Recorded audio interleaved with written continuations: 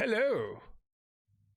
Welcome to the GRcade Twitchcast. This is, I think, the 44th numbered episode. There's actually a lot more with specials, so to speak, like live watches, but this is episode 44.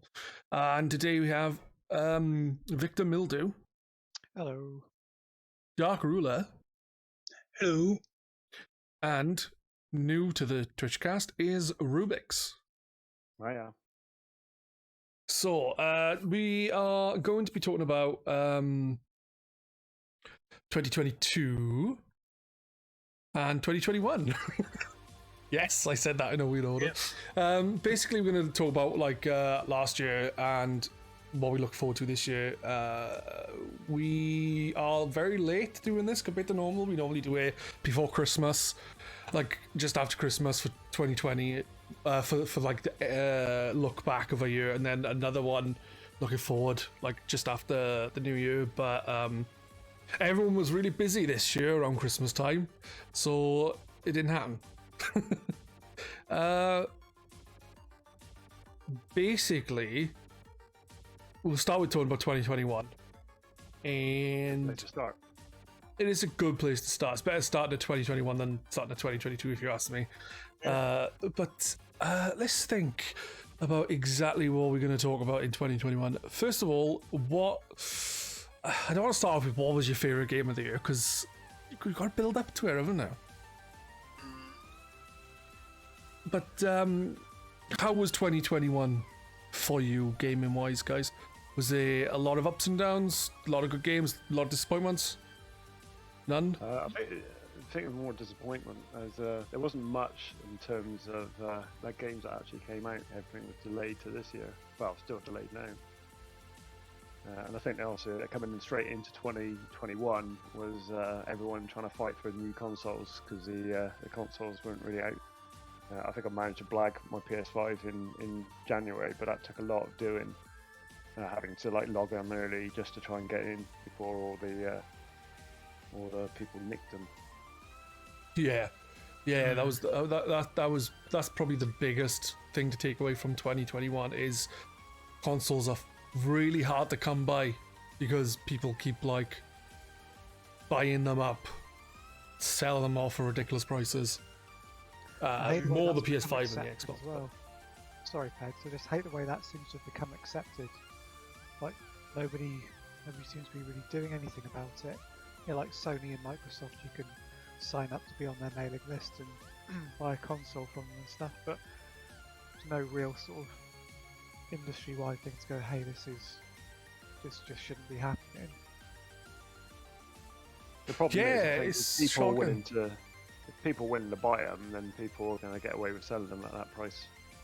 You got to stop people buying them at stupid prices, and then that wouldn't happen. But you're not going to stop people buying them, are they? It's like places like CEX. I mean, I don't know how you would do it, but I don't know how it would even be enforced, but just shouldn't be able to sell brand new consoles the day they're released for a markup.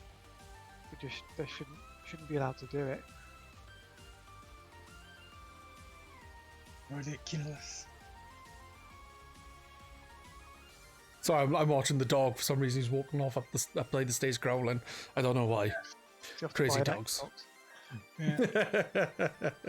No, it's a pain, because when you think about it, like the biggest issue seemed to be scalpers more so than like CX and stuff, I think, from what I remember reading about it all. And they supposed to use like bots and stuff to basically steal stock. Even like if it's in your basket, all of a sudden it won't be in stock because the scalper have somehow done it to get it with their bots and stuff. I don't know, it's scummy. It's plain and simple. It's scummy. It's the same as everything, isn't it? Really. I mean, businesses come in and they take action too late. It's like one per customer, and they didn't put that in for months and months. And you think, well, why didn't you do this from when you knew there was a problem? Yeah, exactly. It's almost like they didn't care. Yeah. It's the same thing what happened with toilet rolls in supermarkets. It's like, well, you've seen them coming off the shelf. Why didn't you stop them buying it like there and then? Why are you letting people with a whole shopping trolley full of toilet rolls exit your store. Yeah, but to be fair, I haven't wiped my ass with my PS5, so. But yeah, You'd have to have a big ass to wipe it with that, wouldn't you? yeah, true. Yeah.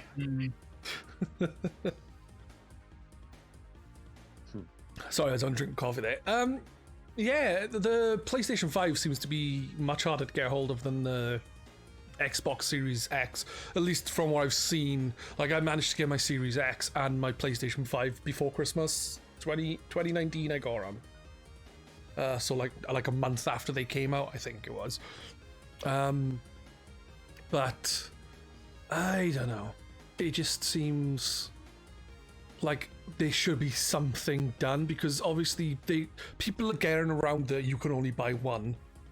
Like, I don't know if they get them shipped to the same address, but if they do, then maybe they should limit it to one per address or something, because they're obviously getting around here and getting these things like these consoles sorted. Then you had scalpers who went out, and then you could go to the scalper and say, "Get me one of these," and then they go and get them for you. Again, at a markup, but not as much as the markup that other people were selling them. And then there are people on Twitter posting pictures of like loads of PS5s in their living room, and you think, God's sake. Yeah. Some people are scum. Indeed.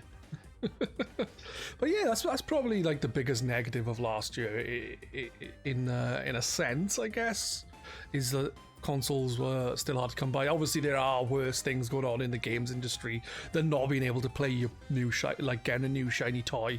But you know, like, one of the big takeaways is obviously, like, I think it was last year with the Activision Blizzard stuff that all came out about like the special room in the hotel and that. So obviously there's a lot more serious issues in the gaming industry. But on a lighter note, I don't understand how they keep getting away with that. And I think it doesn't help as well, actually, with consoles, with the suppliers, is the chip shortage is probably having a massive effect, because if there wasn't any shortages in that sense, then maybe the scalpers wouldn't be able to get away with it so easily. Yeah, true.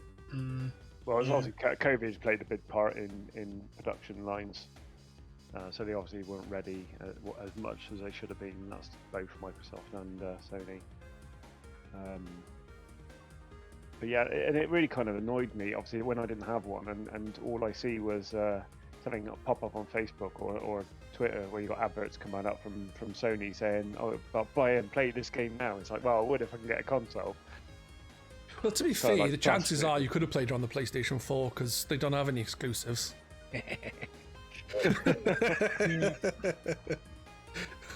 Obviously they do, but the point is a lot is cross-gen, and I think it's the same with the Xbox. A lot is cross-gen. I had to wait for Cyberpunk I had to wait for my PS5 to play it, because I think the PS4 is pretty much unplayable. Oh, I'm not sure. Is that the case? Yeah, I haven't played Cyberpunk. I've got it, but I'll play it when the update is out for the next gen version or something. Good luck with that. Yeah, well, I'm in no rush. Yeah, well, I'm trying to think what else happened last year. That's the problem. It's been so long now since last year. It's been nearly a month. I've forgotten a lot of last year. So there's obviously the disappointment of the consoles, but you managed to get the consoles. Yeah, I think mine was. I managed to get it. I think it's late January, maybe early Feb. Oh yeah, you just said. But that was involved getting on when I'm like meant to be working, trying to log on to Aces to try and get one, and then it's literally as soon as I think I got mine from Game in the end, but that was about the third attempt from Game, and their batches, and I think the first two times I was on there, the moment they went live, and got one in my basket, but it took forever, and by the time the basket kind of loaded, they were all gone. Yeah, that happened a few times to me when I was trying to get the PlayStation was worse for it. The Xbox was weird because I got it on the All Access Pass.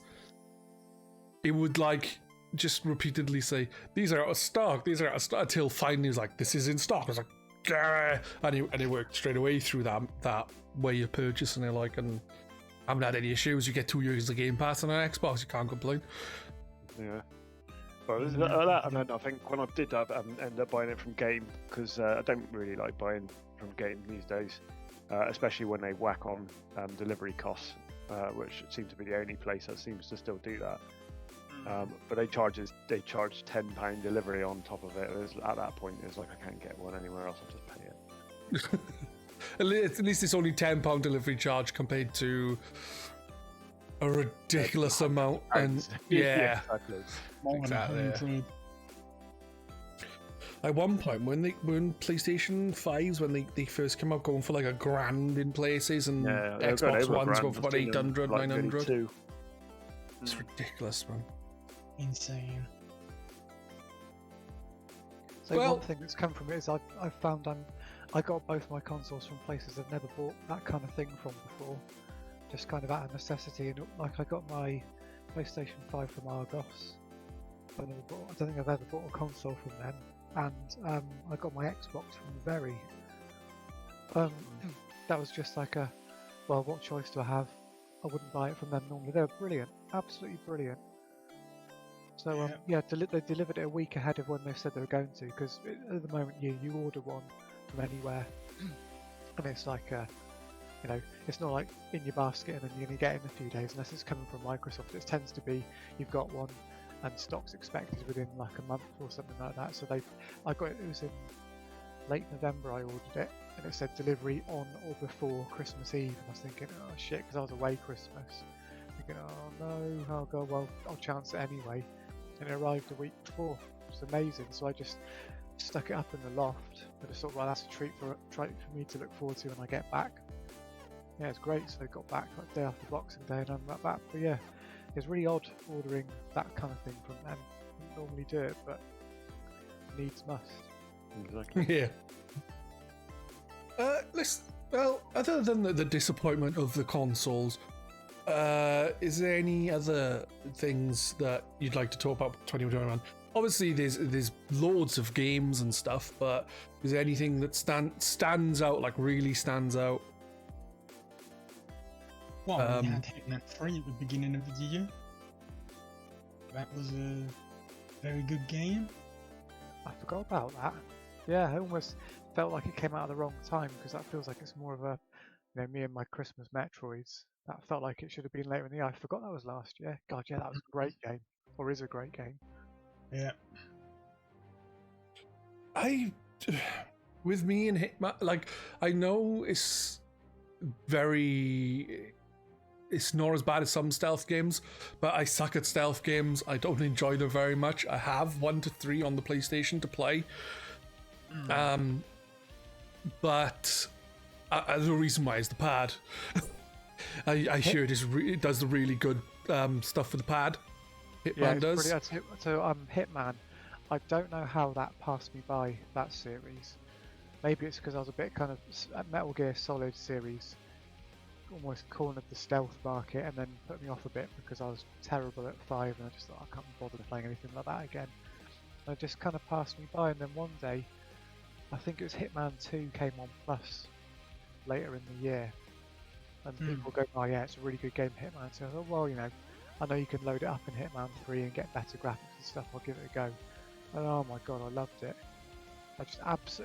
You get so absorbed in those levels. Like you don't even have to be doing what you're supposed to be doing. Really, you can just be kind of walking around and listening to people chatting and listening in on what's going on. Yeah, it's just so good. Just almost like doing a bit of recon outside of what the game's telling you to do. There's nothing to say. You can't just sit and watch people's routines and look for gaps and things. There's no markers or anything saying, hey, sit here and watch this gap. It's like, I'm going to do that because I've heard them talking about the gardener being lazy, so let's go and sit and watch the gardener and see what they do. Like, oh yeah, there's a bit of a gap there. God, it was so good. And then I managed to get the first game going on it for free as well, so I played those 2. Haven't played 3 yet, but that's thankfully it's just come on Game Pass. But it's the best one. Is it? It is, yeah. I can't. Yeah, I'm really saving it. I thought, I'm going to really save that because God, games like And it's that. got a platinum trophy, which the other two didn't.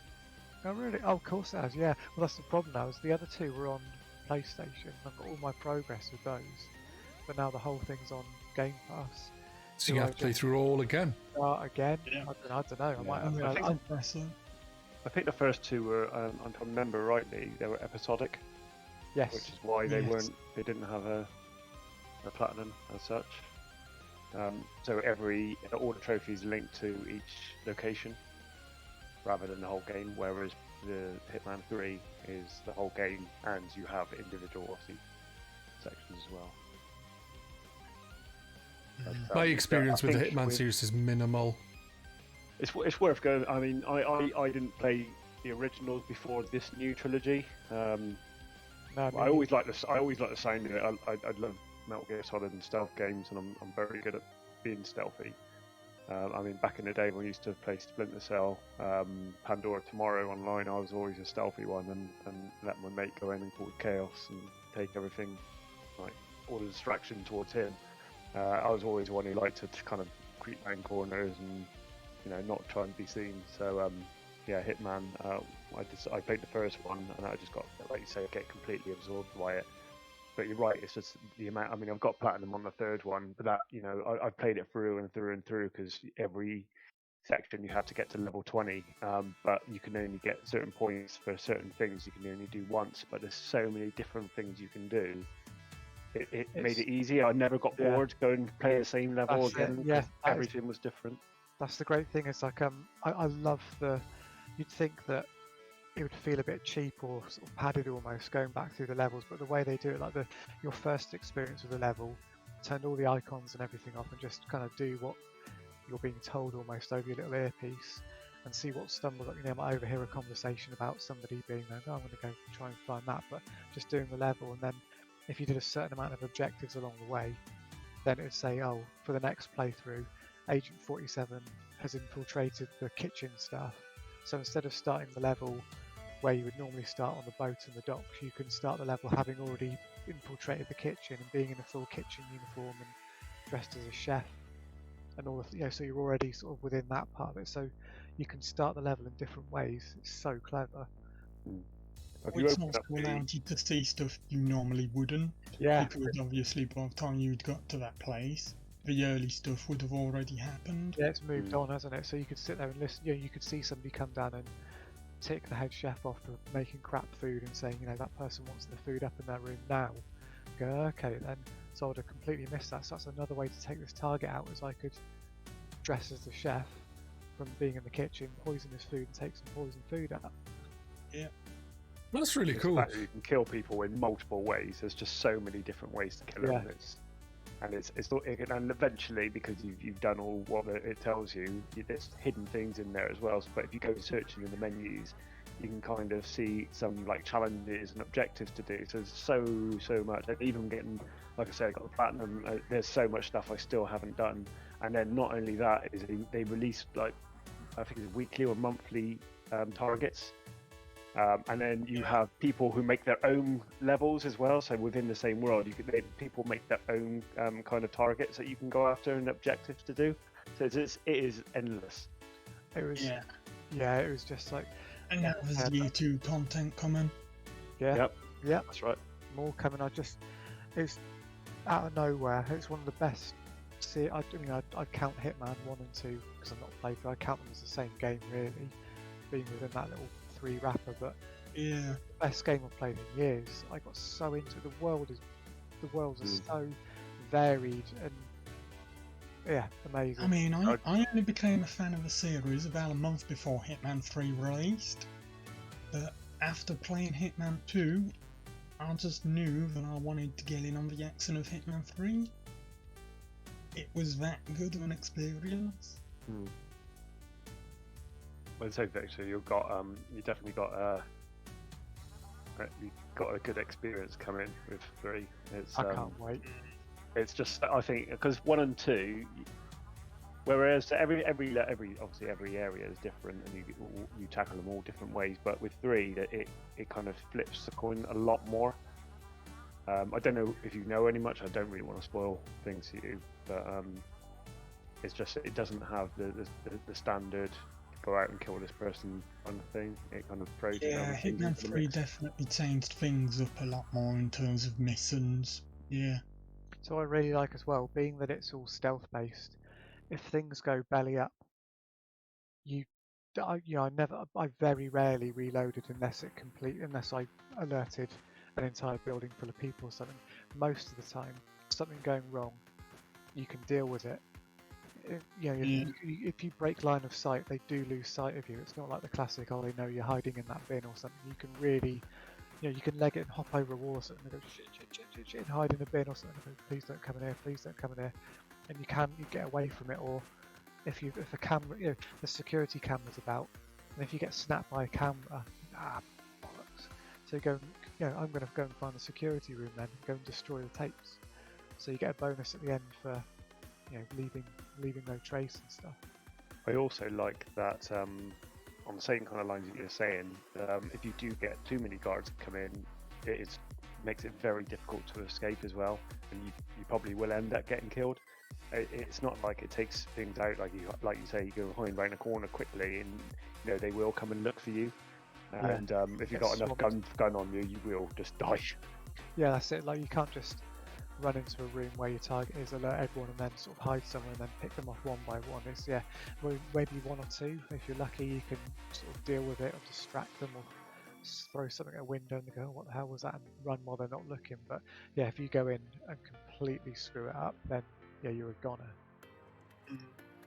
Although I remember one time when I really messed up, I somehow managed to quick change into a new disguise and they just seconds later all came in. They did not know it was me.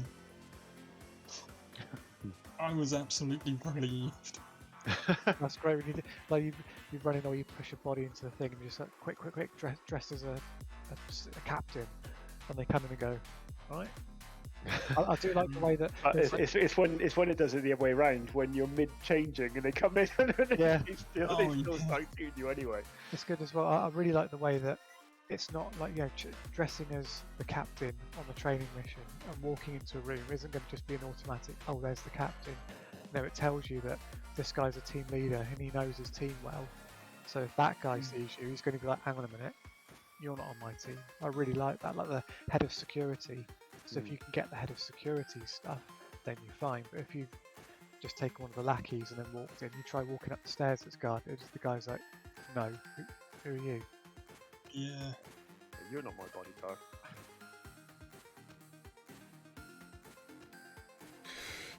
I should give Hitman a try. My experience with it is like Hitman Contracts, I think. Like, I didn't play it, I saw my friend playing it, looked alright, but he played it like a bit stealthy, and then he went back to the same level and just went on with a minigun coming in. I think it was Contracts anyway, I think it was for the Xbox 360, or you'd literally like shoot them on the floor and then like start aiming up, like, and they would drag them up the ceiling, up the wall and onto the ceiling. The gun would. It was really cool. There you go. There's so much you could do. Like that one time when I attempted to murder every...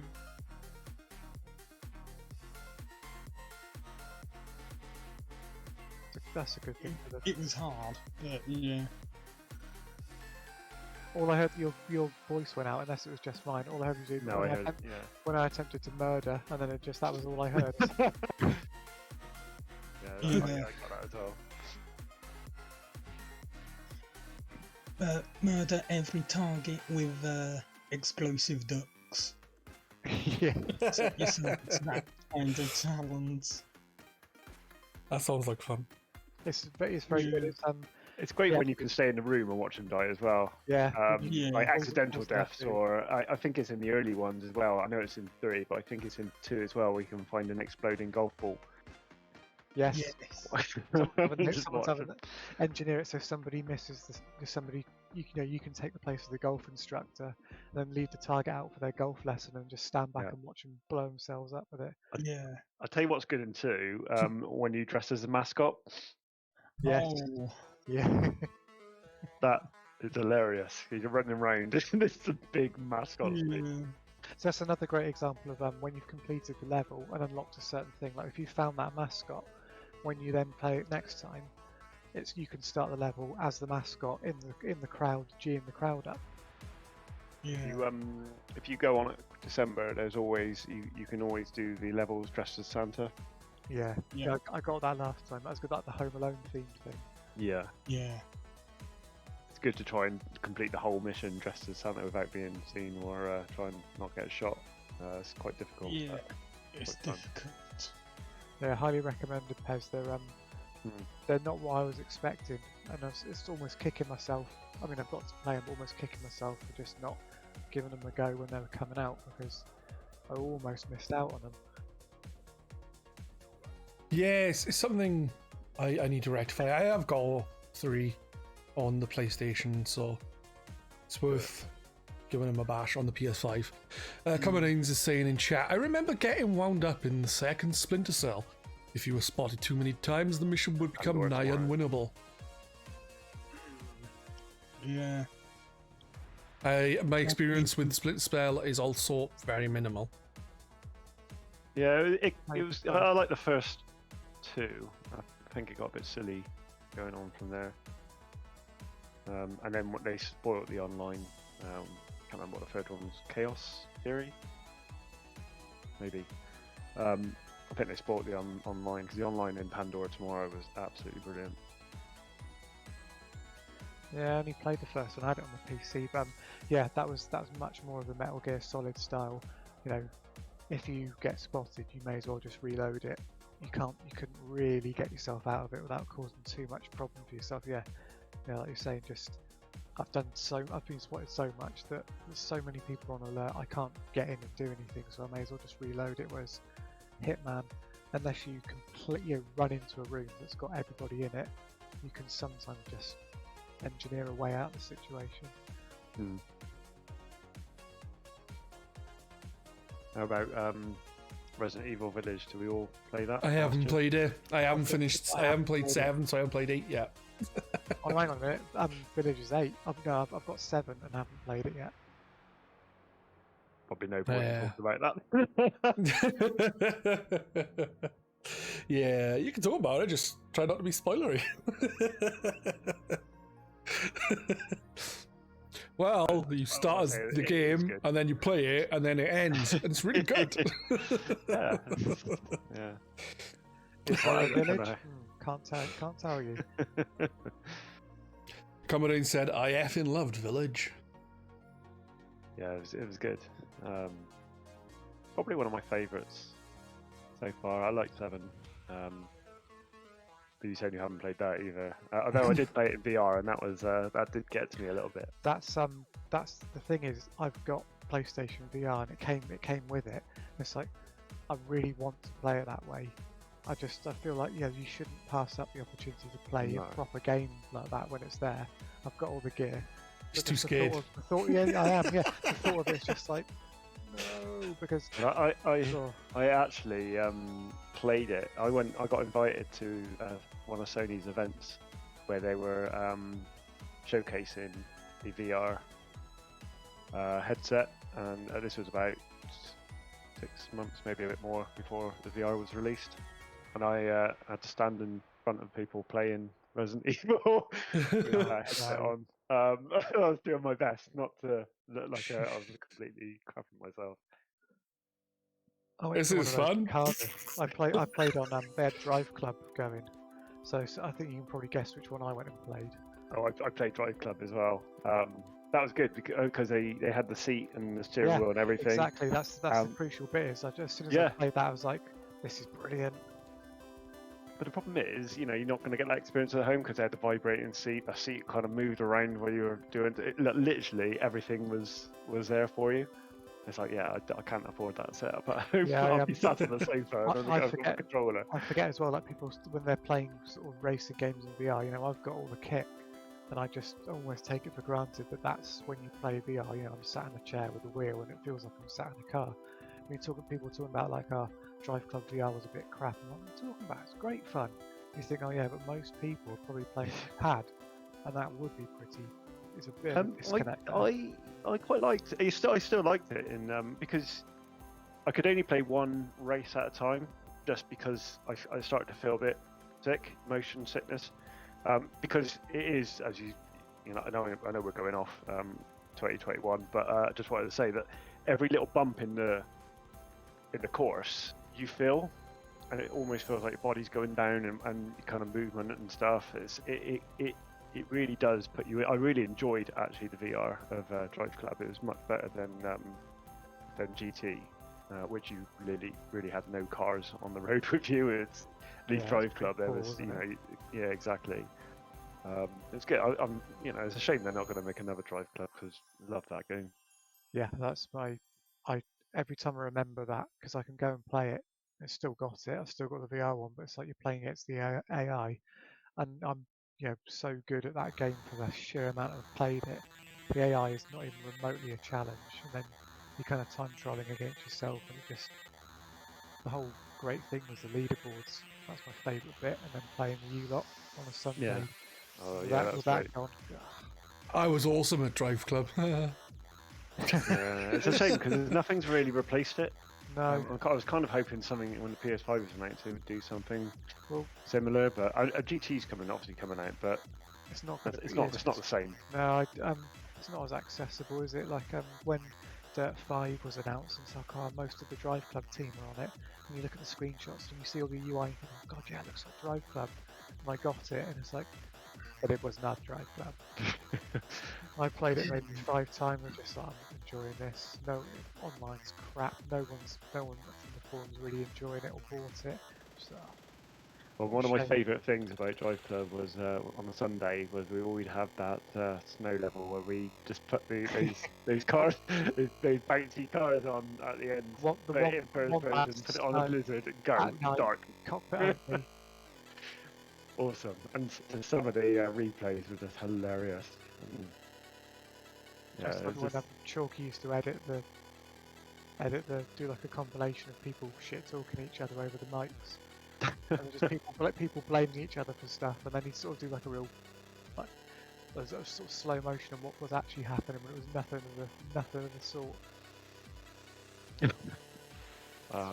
Yeah, Drive Club was really good.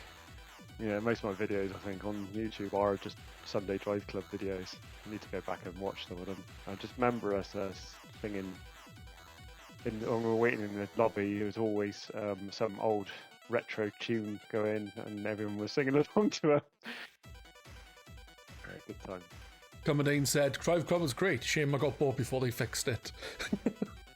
I played it on Sundays with like Victor, Rubix, Chalky, Malin, GR, loads of different people all together, and it was a lot of people. It was a lot of fun. It was a good laugh. We had, think about the clubs where I think there's 5 members per club. I mean, under normal circumstances, a game would come out with that kind of system, and you'd be lucky to have 10 people from the forum playing it, and then pretty quickly you'd probably get down to maybe 5 people would hardcore play it. I remember looking at the clubs, there was something like 20 clubs going at one point, and they were all full, and it was all people from the forum. It's mad, isn't it? The only other game I can think of on GRcade that have been close to that is Mario Kart, which was a regular thing for a long time, like quite regular on like most days. And then it became Mondays and Fridays for a couple of years. And then Mondays, I think it was going for like 8 years or something, of just everyone playing it. Something stupid like that. I don't know if it was 8 years, but it was like 6 years or something stupid of just people every Monday playing Mario Kart. Yeah, they were definite fun times. And the ones that I joined, complete chaos. Mario Kart, a game you love to hate. I think I really like that game. I don't know why I never really joined in. I did when we had it on the Wii U. I played it with you lot a reasonable amount of times. I remember is it Wario Mountain? Is that what it's called? Or Mountain Wario? That's it. It's like, oh, not again. Yeah, it'd just be like, guess what's next? It's Mount Wario was awesome. Mount Wario. On Mount Wario you had, which was really, really good. Then you had Rainbow Road 64, which was awesome. Oh, Big Bloom. From Yeah, the Big download Bloom. content. Like, Cheeseland, it seems to be very divisive. Some people love it. I can't stand it. But there you go. Wigan Road. There was a load of good tracks from Yeah. 8. That's the thing. Like, I've been like 1 or 2 times. Never really played it that much with you guys. I was always rubbish at that. I'm very good against the AI. I'm really, really poor against other human players. oh yeah, that's part of the course of Mario Kart. The amount of times I've been coming in first just to get hit by a shell and go back to 12th or something. There were some people who were like ridiculously good at it, like for Mario Kart 8 before when we played on the Wii U, Matt would win more or less all the time. Matt was always winning, wasn't he? Yeah, and then you'd have friggin' Jasm who would come behind you, and then all of a sudden the race would be already be in front of you because, you know, lag. Yeah. And of course, with the Switch version, there was me. And who was it? I can't remember, but there was one person who would join. And I don't think they were an active member of GR, but they would join for the Mario Kart stuff. Yeah, there's a couple of people who would join who weren't, like Stacy, I think. Yes, I don't know if that's their real name. it. They would join. They were That's really good it. as well. That happened with Yeah. Drive Club as well. Somebody, I can't remember, I forget the guy's name, but somebody found the forum and then found that we were all playing Drive Club. So didn't join the forum, but found a topic that we were all talking about it, and then found our games, and then played with us for quite a while. Yeah, well, a few of us kept on streaming because I think I streamed a few of them, and I think a couple of others were streaming. They just joined from the stream, I think. Yeah. Yeah, you get that quite a bit when you're streaming. People just jump in, like, no problem. It's just some people are like, oh, can I join? You're like, no, fuck off. And they join anyway. But that was it. Each Sunday come in because we were waiting for everyone to join. You get these random people pop in, and you're like, nope, get out. Like, fine if we were, because we were never down on numbers. Every Sunday used to have at least, we used to have 8 players. Hmm. It was always busy. It was never like you log into like one other person. It was constant pretty much to the end. Yeah, it was really good. Like, it's a shame that nothing have taken the place of it for a Sunday night. Yeah, I wouldn't know. Drive Club. Fortnite with GRcade every Sunday. It's only 4 players in a team though. Yeah. I'm trying to think what else came out last year. Ratchet and Clank. I think I've only got a PlayStation, so obviously. Well, Ratchet and Clank I haven't played. I was going to actually play through the series from Monster Hunter? From Ratchet and Clank. From Ratchet and Clank, the remake I was going to play, and then I was going to play 2 or 3 and see where I go from there. But, yeah. Remake's good. It was on PS Plus. I mean, you can pick it up for next to nothing, but yeah, really good game. In fact, but, it's on the Plus collection on the PlayStation 5 as well. oh, is it? So if you didn't pick it up when it was free on Plus, however long ago that was, you can get to it from there too. Yeah, It's not a long game either, so you can do Yeah. it in about 6 hours. I think less than that probably. Same with the second one. It's again not a long game, which it is good. Don't get me wrong, and it was very impressive, especially the speeds that you would load when you traverse through different worlds. But it wasn't a £70 exclusive game. No, I really enjoyed it, but like I wasn't seeing the Rift gameplay. Oh wow, this is incredible! What a difference it made. At no point did I think, oh wow, that's amazing. It looks amazing, but I didn't. At no point was there anything there thinking like I've never done anything like that in a game before. I mean, it was the loading times are just insanely quick, and that's probably the biggest takeaway. Story was good, but like you said, it wasn't blowing you away good. Tell you a game that came out last year. It came with another game that was a remaster of another game. Super Mario 3D World, but not so much that. Didn't Bowser's Fury come out last year? You It agree did. with that? Yeah. I haven't actually played Bowser's Fury myself, but I hear many great things, and people. I know a lot of people are like, this is the way forward. But from what I've seen of it in trailers, it kind of reminds me of like Odyssey or something. Anyway, I will go in and say it wasn't. It was okay. Okay. I enjoyed it. It got frustrating because Bowser would just appear randomly, and towards the end of it, he just kept on appearing. And when he appears, you kind of have to drop what you're doing and kind of either fight him or get to the next bell. And because you're obviously collecting them, there's less and less to go out and find in this massive open world. But the fact that he just kept on appearing, it just got frustrating. Yeah, that got tedious pretty quickly. I mean, the first really few times, like, oh wow, this is amazing. And then right near the end, he just would not disappear.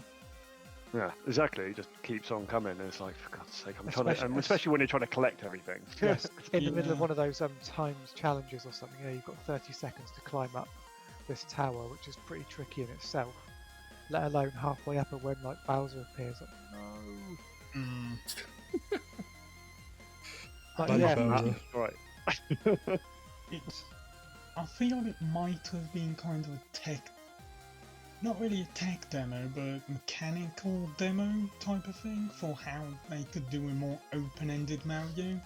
Because Very despite the short. fact that Odyssey was more non-linear, there was still get this moon and then get this moon to it, whereas Bowser's Fury, there was none of that. You could just do whatever you wanted in any order.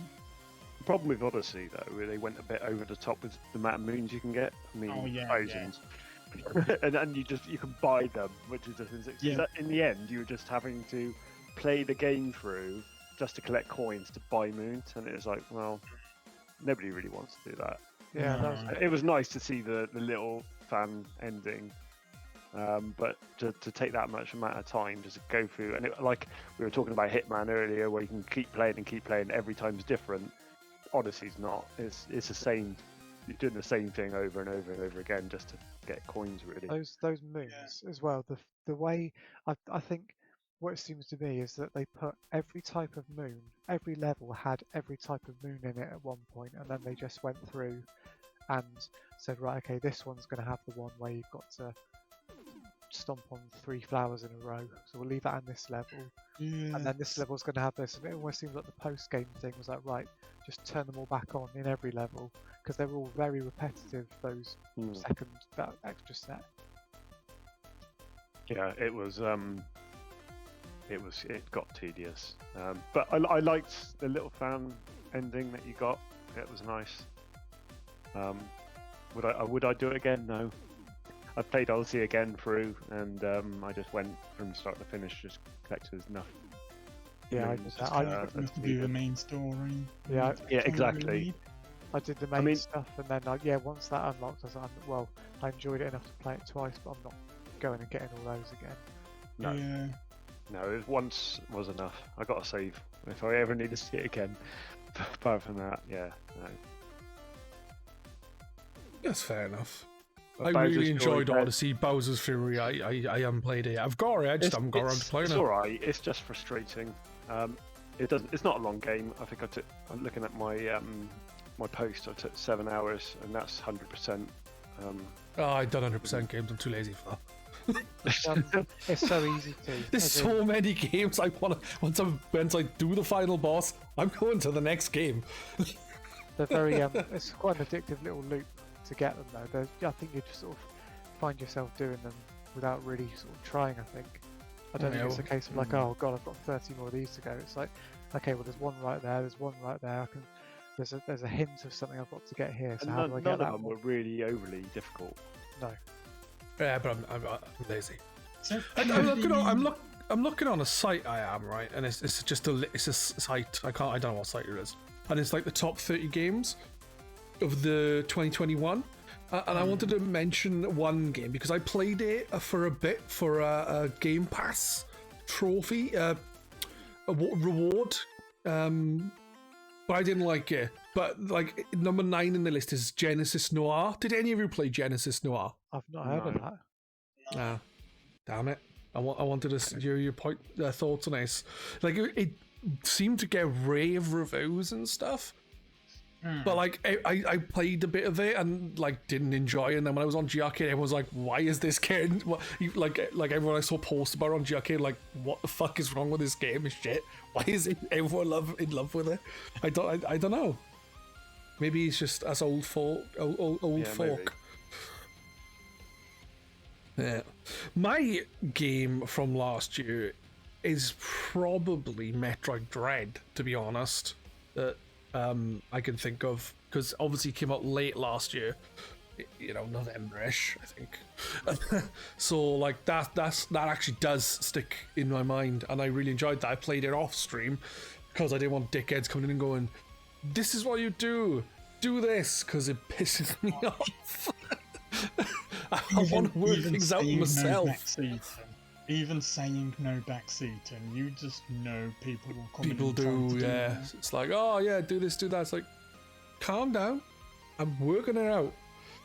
But now you told me, I don't need to work it out, and that's annoying for me.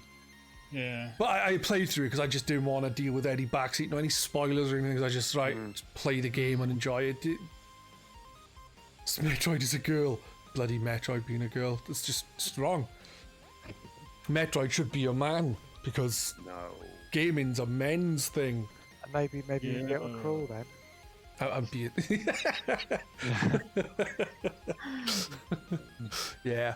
I never got to play it until this year. I got it for Christmas, but I never really got to play it until this year. But absolutely loved it for a 2D game. It was very good. Like, the only problem I would say I had problems with, and I know a lot of people didn't have problems with getting lost on the map, but I made the silly mistake of when I got a next upgrade, I went back to like the previous map to try and unlock things, and then I got lost. I think I got lost once or twice for like an hour or so. Yeah, so I should just carried on going till I had all the upgrades and then go back and get everything. But I managed to get everything. But it was learning. I mean, it was just obviously getting through from start to finish was good enough, but the challenges really came with trying to find all the items, because some of the skills you had to pull off. I've heard it's tricky with the shine spark stuff. And you have to really, and you have to be patient with it and try it over and over again until you finally kind of crack it. But the good sense of like when the accomplishment when you do it is pretty high, and you look like a badass doing it as well. Well, I'm too lazy, so I never 100%ed it, because I just don't do that in games. I think the last time I 100%ed a game, it was a platinum trophy, and I think it was Second Son, infamous Second Son. So you're looking like, how many years ago? 8, 10, something like that. Yeah, I don't buy that many not games for me anymore, but I try and play every game I got to it until I either get bored of it or I hit platinum, or I get 100% like Metroid. I like to get my money's worth. Yeah, no, that's fair enough. Completely understandable. Did Dark Rula and Victor play Dread? Did, and I thought it was great. I haven't. Oh, disgusting. How dare you not play Metroid Dread? I'm sorry, I'm going to fall over Dread in a second. I mean, it's definitely. I did. The boss fights are really good. Although there's a lot of like. I think if you went through it again, it'd be a lot easier, because I did find there's a lot of learning. Once you learn the moves and stuff, they become a lot easier. And you think, how am I going to get past this boss? And then all of a sudden, you kind of pick up, and it just all of a sudden hits you, and you're like, oh right, okay, and you just end up beating them really easy. And like, I quite like that side about it. It's a very watch and learn game. And that's every boss. Every boss isn't the same. Well, you got those certain type of enemies that crop up every now and again. They're all the same, and then they dive to at you. But majority of the big boss fights are all tackled in different ways. Yeah, I think that's one good thing about it is the bosses are very varied in the way you tackle them. And one thing that is good is they're actually fairly difficult as well. Like you'd expect to just go in and just spam a load of missiles, but that doesn't quite work. No. For us normal game players, for like speedrunners, it probably is just go in and spam a few missiles, but you know, for your average everyday Joe or whatever. Would that be your game of the year? Yes, I would say so. From what I played last year, I can't remember playing it. Like I played a lot of games last year, but I can't remember playing a lot of new games last year. If that makes sense. What about you, Rula? Me, as in game of the year, there's just too many to choose from, really. Although Hitman 3 is definitely up there. Victor? Sorry, I was miles away then. What were we talking about? Game of the year? Too busy thinking about Drive Club again. You're sexy. I was going to say, like, I'd say, well, possibly Hitman, but I think the latecomer. I mean, I got it at Christmas and started playing it over the break, so it counts as Deathloop. I've never played that. I don't know. Really I just never good. really interested in it. I've seen people play it, but it just didn't really. I've heard it's good, and it's quite comical as well. Yeah, it's sometimes the comedy can get a bit grating, but it's generally pretty, good witty, and it's. Victor does know how to laugh. Yeah. There's four. I think it's four. There's 4 levels. Each one can be visited at one of 4 times, 4 set times. Morning, noon, afternoon, night time, and they markedly change as the day progresses. And it's set within one day. So once you get to the end of a day, the day resets and you're back to the start of the first day again, and everything's gone back to the way it is. So part of it is learning, like through your own experience of going through and learning these layouts and the differences. And other things is learning out through intelligence or listening in on people, much like Hitman. You might be in a nighttime version of the level and hear about somebody talking about somebody you need to take out, being in one particular place in a level, and they're only in one level, but you don't have time to take out. There's 7 people to kill and 4 levels. So how do I get one to go from one level to the other level? Well, you got to be at nighttime in one, hear them talking about this. If you cock up somebody's experiment that they're really proud of, instead of celebrating, they'll go to a party in another level at a different time to drown their sorrows. So then that's 2 people. Oh, cool. It's very clever, and also there's at one point there's a level that's in one of the levels there's a bakery that's burnt down. That's completely burnt down, and then you can suss out at what point it did burn down, and kind of almost Back to the Future style, stop it burning down. So then it's for the rest of that day, that building exists. You can go in it at a different time of the day and get stuff in it that normally wouldn't be available because it burns down. It's really clever. See, the thing is like, for me, I was interested in Deathloop when I watched the trailers, and like arcade games are good. I can clearly see they're good, but I just don't get on with them. I play Dishonored, Prey, and I just give up because I just get bored. They just don't click for me, and that's why I am bothered with Deathloop. Because I'm like, if you don't like their games, you won't like it, because the level is very much in that kind of. You can immediately tell that they made it. The level design is so good. They're just absolute masters at making these little spaces which feel like real places. So yeah, very, very good levels. Maybe if I clear a bit more of our backlog, I might look into it when it's cheaper. Yeah, it's well worth playing, or if it shows up on Game Pass at some point, which it probably will do. But I wasn't like I wasn't going to get it, but I wasn't sort of scrabbling to get it, and I got bought it for Christmas. And I was like, oh, what's it? Oh, Deathloop. Oh, I forgot about that. Well, look forward to this. And that's another one. If you soak in the atmosphere, turn the icons off so it doesn't just point you straight to where you need to be going, and trying to figure out it's a bit puzzly. Like, okay, there's this woman here. She's locked herself in this room. How the hell do I get in that room? There's just no way into it. Okay, we go into another level and piece together a bit that okay, well, to get her to come out of that room, she wants to talk to somebody else, but they're in another level, so I need to get them into that level to then get her to come through. And it sounds really complex, but once you've learnt these leads, because they're set ways of doing it, once you've learnt them, it adds it to like a little diary, and then it's like a checklist. You can just say, right, okay, as I go through this one, these 4 checklists, I'm going to do those. It does sound good, like, but you know, Yeah, maybe when it comes to Game Pass, I'll give it a bash. Yeah, I think for me, I think probably my favourite game I played would have been Dark Souls. Sorry, Demon Souls remake. Oh, that's Because great. I actually played it last year, but in terms of games released, for me it'd be Returnal. I really like Returnal, but I'm bloody awful at it. I haven't even finished. It's another one the of those second games boss. where you just gotta keep playing it, and you learn and you pick up. You know, because the problem with it, and I think what puts most people off is obviously being a looped game. You do kind of start from the beginning with nothing. Like you build up your extra lives, you lose all that. You find guns and weapons, you lose all that. But what you're not taking in the background is you might pick up some extras that make that gun a little bit better, and every time you pick it up, it becomes a bit more powerful. And not only that, you obviously get a few extra things that you do keep on your loops.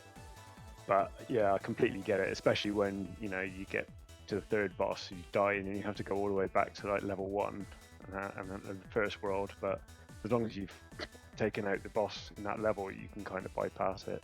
Yeah, I remember when I was playing it and I beat the first boss. I was like, oh, I wonder if I like go here and drop down, there'll be like his weapon or something that from the first boss because I've already killed it.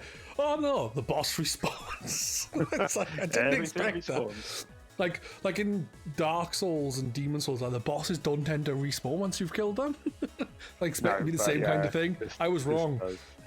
but you know that when you die down, you don't have to go down that far.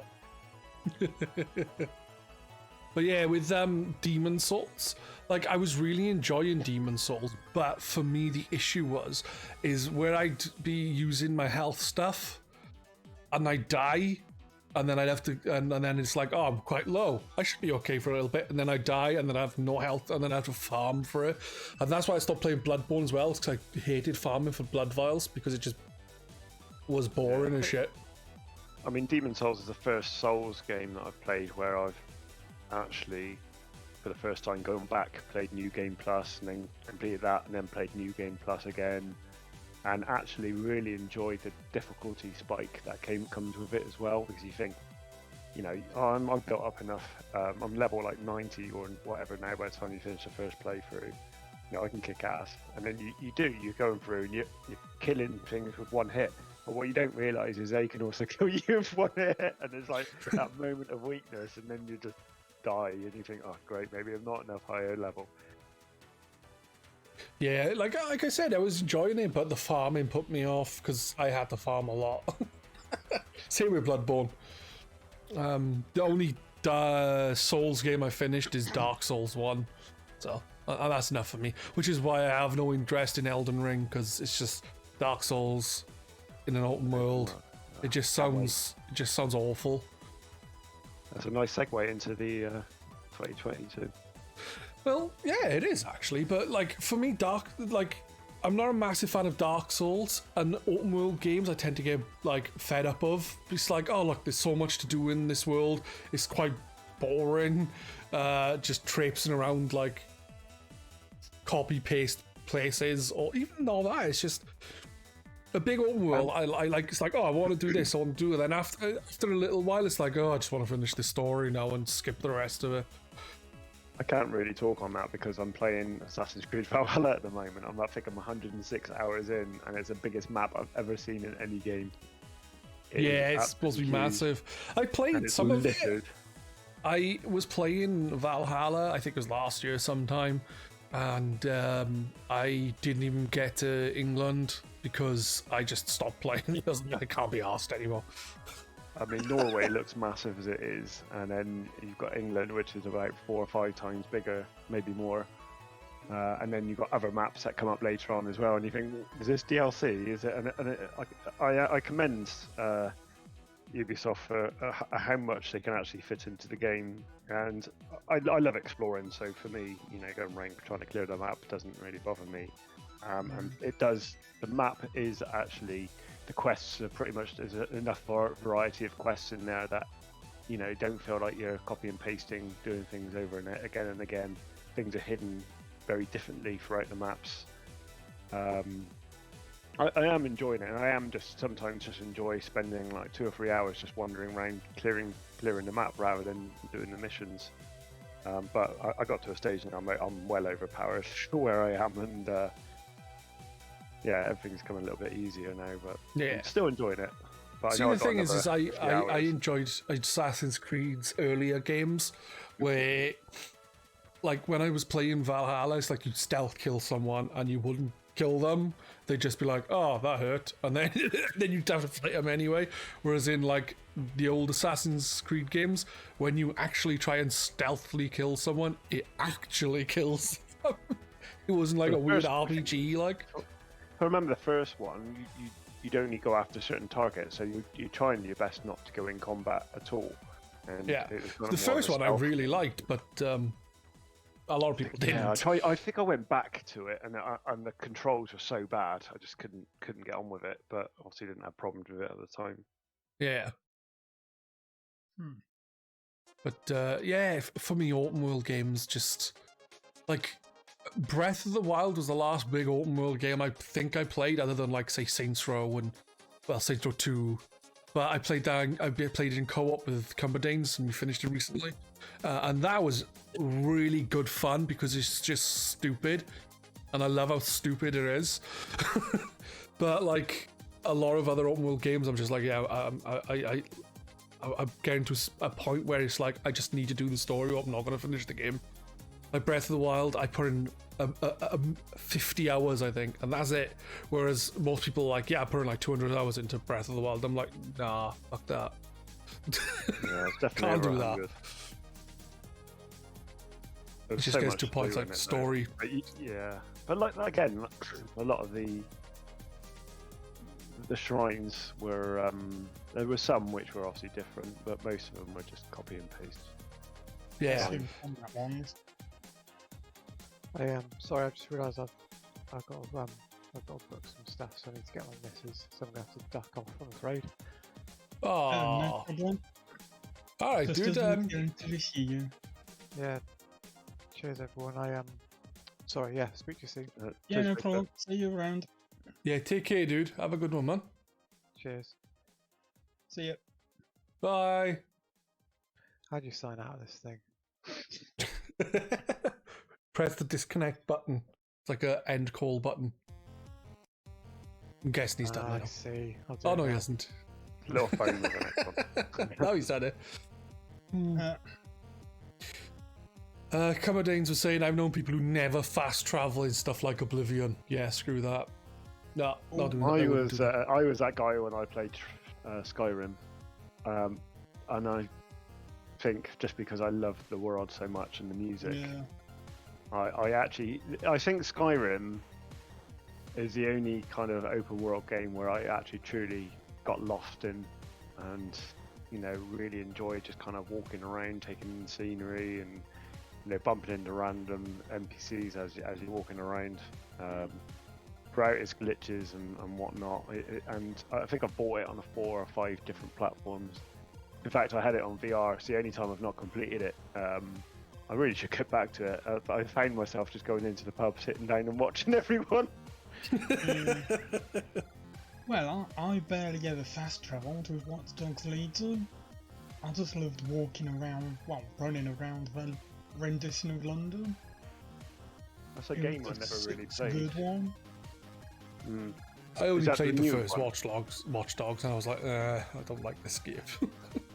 Yeah, Legion is the new one. Yeah, the third one. Yeah, I think I got put off with the first one after obviously the lies that came out about how good it looked, because obviously clearly it was on the next gen console, so they didn't tell us that at the time. And And they came out and it was nothing like what we were shown at E3, and I was like, what the hell is this? I don't want to play this. It kind of put me off from day one. I never really got into it after that. Yeah, the first one I didn't get on with. The second one is meant to be very good. I don't know about the third one. Leedson's okay, definitely. I think the way I summed it up was it's a great London exploration simulator, but while the story's good, it's very forgettable as well.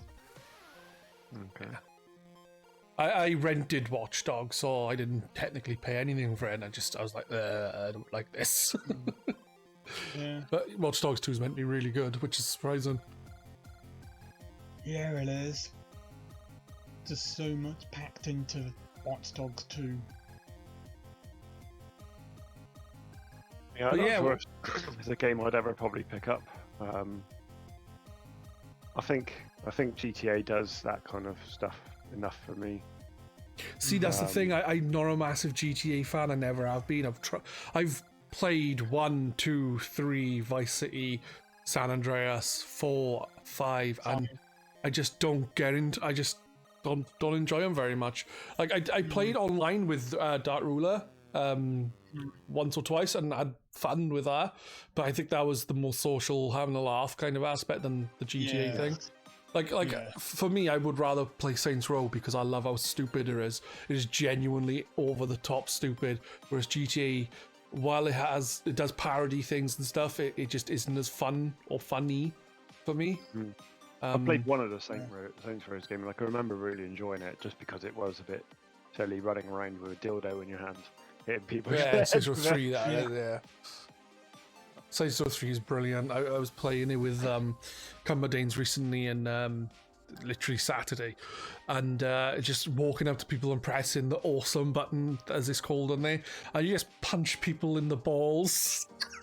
And what's it called testicular manslaughter. Yeah. It's just brilliant fun, and that's what I like about him. Yeah. I tell you what. Sorry, go ahead. Mostly with GTA, I'm more interested in the world rather than the story, because Rockstar know how to do those worlds. They do absolutely nail the world feel. So you had 5, which was very good representation of Southern California. 4, absolutely outstanding New York type of city. Just makes me wonder what 6 is going to be like, whether they're going to do another rendition of Florida, because that should be insane. Or London, they could go back to do London again would be nice. Oh, Rockstar doing London, that would be a dream. I know. I mean, obviously they did it back in the day when they did the So-Say DLC GTA London. Yeah. But that was obviously the top-down version. It would be nice if they did go back to do. London would be awesome. Think they're ever gonna do anything outside of America, are they? Nah. Well, they have done it before, so they never. I mean, they did GTA. Is it China Wars? Chinatown Wars was Chinatown Liberty Wars. City. Oh, was it? Yeah. I never played it, so there's me guessing what it was about. I'll tell you again, what you said about Mario that came out last year. You're forgetting that Zelda Skyward Sword HD remake came out last year as well. I didn't play that last year. I played the original and I've got it, but I haven't played the HD remake. I still need to go back and complete it. But it's I really liked yeah. Skyward Sword back when I played it originally. Thought it was really Especially good. with the buttons rather than the motion controls. I like the motion controls. I know some people had issues, but I didn't. I thought they were fine. Yeah, Very the controls intuitive. are awkward. That's the only thing pulling me off with the awkward controls. I tried to get on with the motion control, but the way I hold the controller means I can never be accurate with it. Because I'm kind of holding it with a bit of a slant. So it's always on a diagonal type of position. So whenever I try and swipe, I'm obviously not doing the right type of move.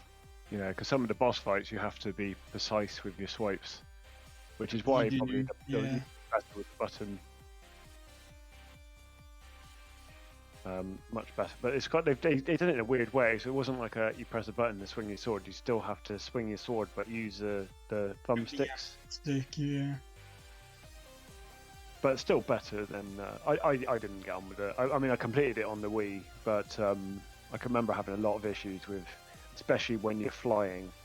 I found it very difficult to use a motion controller, the Wii motion controller, to keep your bird in the air. I always remember getting really frustrated with that. Whereas in the remake, it's just a button press, so it's just so much easier. Yeah. Yeah, I haven't played it with buttons. I haven't played the remake, so the remaster, not remake. We did start talking about Elden Ring. What are you too interested in Elden Ring? Definitely. It is a game I'll get, but as it comes out at the same time as Horizon, it depends on if I can get a Horizon cheaper than 70 quid. I'm not interested. No, you can't. Well, you say that, but every exclusive so far, there's been like an eBay offer where it's 20% off, and I don't think I've paid over £50 for any of the games I bought, and that was within a week of release. You never know. As long as a deal comes along, I will pounce on it. Yeah. Damn it! I need to find out those deals. Yeah. I'll try and post them in the deals thread.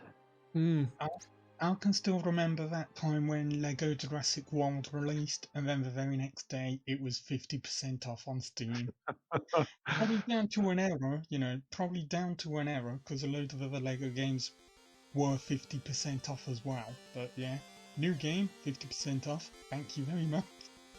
I've bought a game before on something like PlayStation Store, and then like the very next day it's come on PlayStation Plus. I'm like, for God's sake. Oh yeah. Yeah. Hate it when that happens. Yeah, I remember buying Red Dead Revolver the other day, and then it went on offer literally the day after. Like, obviously it's not as bad as Plus, but it was just like, seriously, I could save like, I don't know, 40%. And I can't remember who it was on the forum, was like, yeah, just get it refunded, and then buy it again. I was like, okay, I didn't know you could get it refunded. So yeah. Red Dead Revolver, not Redemption. I don't know if I said Redemption. I meant Revolver. I never played that one. I didn't get into it until Red Dead Redemption. Well, don't know why. Sorry, go on. I was going to say, that's the funny thing. I played Red Dead Redemption back not when it came out, but like not long after it came out. And I got to Mexico and I just stopped playing. I was like, done now. I'm bored. Mexico's just meh. And then I replayed it recently. I was like, on GRcade, I was like, people want to play. Do people want to play? Do GR played and do Red Dead Redemption? And I think Jawa said he would, and another one or two other people would. Everyone else like, yeah, I've literally just got rid of my console or rid of the game, so I can't. Like, God damn it. But then I played through the entire game, and that's the first Rockstar game I've ever finished, and I genuinely think it is the best Rockstar game I've played by far. It is fucking brilliant. It is. I was surprised you stopped at Mexico, because that bit when you get on you go over and the music starts as you walk into your next objective, it's just such a lovely touch.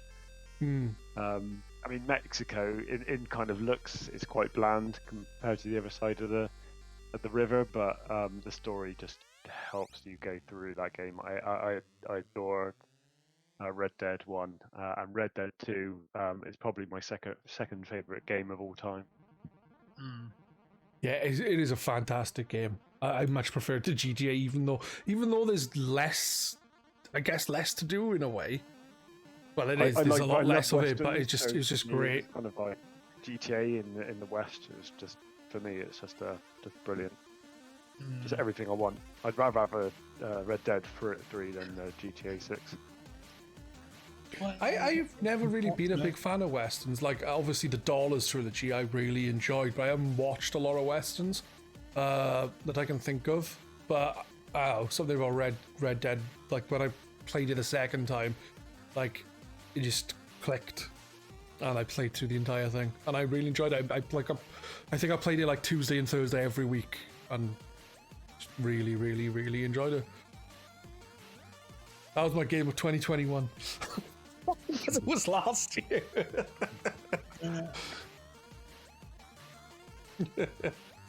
But yeah, I will.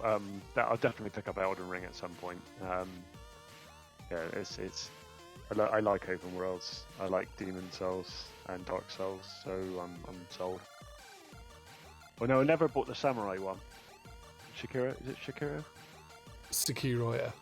Yeah, I just, for some reason, I think what put me off was, I mean, the difficulty of the Souls games never really bothered me. It's kind of there, but at least you know you can level up, you know, and give yourself a bit of an edge. Where I think there was a cap or something. There wasn't the same kind of structure in Sekiro. Yeah, so. it does. You don't level up in it. No, it's kind of. I think like, that put me very, off very more different. than anything. Yeah, I played it. It's literally like in Dark Souls. You play it and you're like, all right, I'm struggling against this boss. I'll go and level up a bit. In Sekiro, you can't do that. It's literally just get good or don't play it. Yeah, that's what it is. I think you have to kind of rely on kind of parrying and stuff. And one thing I was never really good at Dark Souls was parrying. Couldn't do it. You know, and every time someone invaded my world, it was always like a really kind of we dance around each other while we're trying to backstab. And yeah, I never ever kind of, because if you fucked up a parry, you kind of, that was it. So I didn't like the idea that was kind of the thing you had to get good at in Sekiro. I think it just put me off. I'm sure I probably would have been able to do it, but I think one of my mates was playing it at the time. Like I remember like talking to him over PlayStation Live, and I hear him screaming his head off while he was playing it, and I was like, yeah, he just sold it for me. I don't want to get it. Come down and chatted. I hate Dark Souls. It can't seem to avoid playing them. Yeah, but yeah, I'll get Elden Ring at some point. Whether I get it on release day, I'm not sure. It depends. Like I said, it all depends whether I can. Speaking of Horizon, because we were on about open world games, and you were saying Elden Ring, you don't know if you'll get it because Horizon's coming out. I didn't finish Horizon because again, it's like I'm doing these side stuff, and then I'm just like, I just can't be asked anymore. Like I want to go back to just crack on with the story, and because I heard the story's really good. Like I've heard people, like some people saying, like they really enjoy the story of the first game, but they don't know what they could do with the second game to match the first game's story or twists or whatever. So they're not enjoying it. They're not really looking forward to as much as I think they what thought they would is because of that. They've picked her up and moved her to a completely different location, so they can kind of start a fresh story. So it's not set in the same location, which should open the story up quite nicely, I think. I did enjoy Horizon's story and the mechanics and the gameplay, and you know, the optional bosses were set at a nice set of. It's hard, but it's not. You know, you're not like looking at it and think I'm never going to kind of do this. And they were fun, taking on these massive behemoth mechanical dinosaurs. And then the DLC was brilliant as well. Probably my only DLC that I bought both of them and actually 100%ed both DLCs because I just really enjoyed the map making and the world. I'm looking kind of more of the same in the next one. That's fair enough. I need to get to it, but back to it, I should say.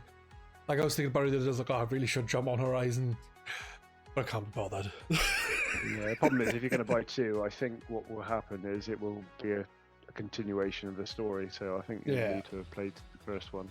I'll pick it up when it's cheap. Are you getting Elden Ring, Dark Rula? I am not. No. How come? I'm just not invested in it. I haven't seen anything of it, so I've got no reason to So it's basically Dark Souls, but open world, and the story's written by the guy who did Dragons with Tits or something.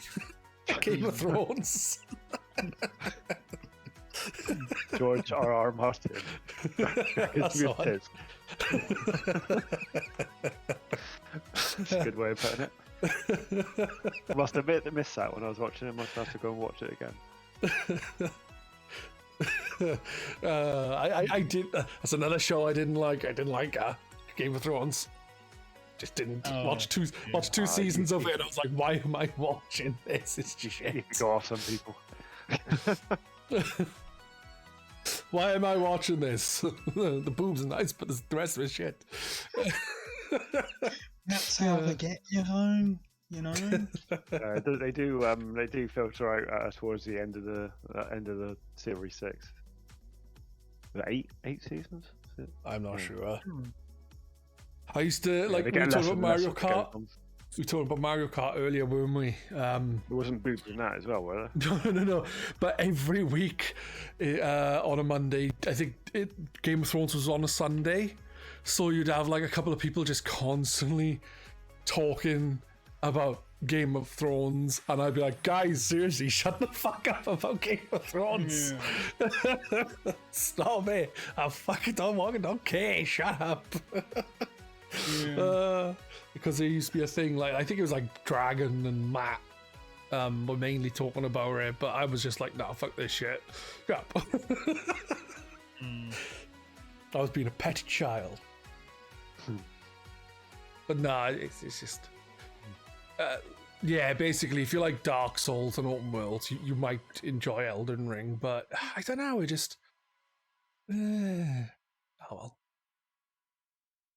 So what are you looking forward to then, guys? What are you looking forward to this year? There's got to be more than Elden Ring. And Horizon. And Horizon. Lego Star Wars? Is that a new Lego Star Wars coming out, or is that going to be... Okay. I played the other ones. I quite enjoyed. I didn't really enjoy the newer trilogy as much as the original trilogy ones. Yeah. This is a complete revamp of the formula to bring it into the modern age, to make it look more like normal third-person action-adventure game. And they have absolutely nailed that. Open world as well, so you can explore the galaxy of all planets in the films. Okay, you're selling it to me. Yeah. So is every film, is it, from episode 1 to 9? So basically play 3, 4, 5 and 6 and then ignore the rest. Why is this past me by? I didn't even know about it. I mean, yeah, it's called Skywalker Saga, isn't it, or something? Yeah, Skywalker Saga, yeah. Okay. When's that out? It was supposed to be out like 2 years ago, wasn't it? April. Oh yeah, it was meant to be out in 2020, and then it got delayed into last year, and then it got delayed again to this year. Okay. But now it's I'll look out for that. date. It sounds right. Something like I've enjoyed some of the Lego games. So I enjoyed playing them in co-op with my brother-in-law. It's always good fun. I think they're just easy. Just switch your mind off. You can just sit there and play. And again, it's like loads of collectibles and. Yeah. I just find that they're just enjoyable. I love the like I said, the original Star Wars ones, and the Harry Potter ones. I thought were really good. Yeah. And it's just kind of, you can follow the story, and they put enough in the story that that keeps you going, especially if you've obviously seen the films or read the books, and obviously they put their little Lego comedy slant on it as well, which I thoroughly enjoy. It doesn't take itself too seriously. In fact, I'd have loved to. I think it's very rare to get them now, but obviously they did Lord of the Rings, and then they had to stop production. I don't know if I'm right in saying that. Yeah. Was it over sound copyright laws or something? I don't know.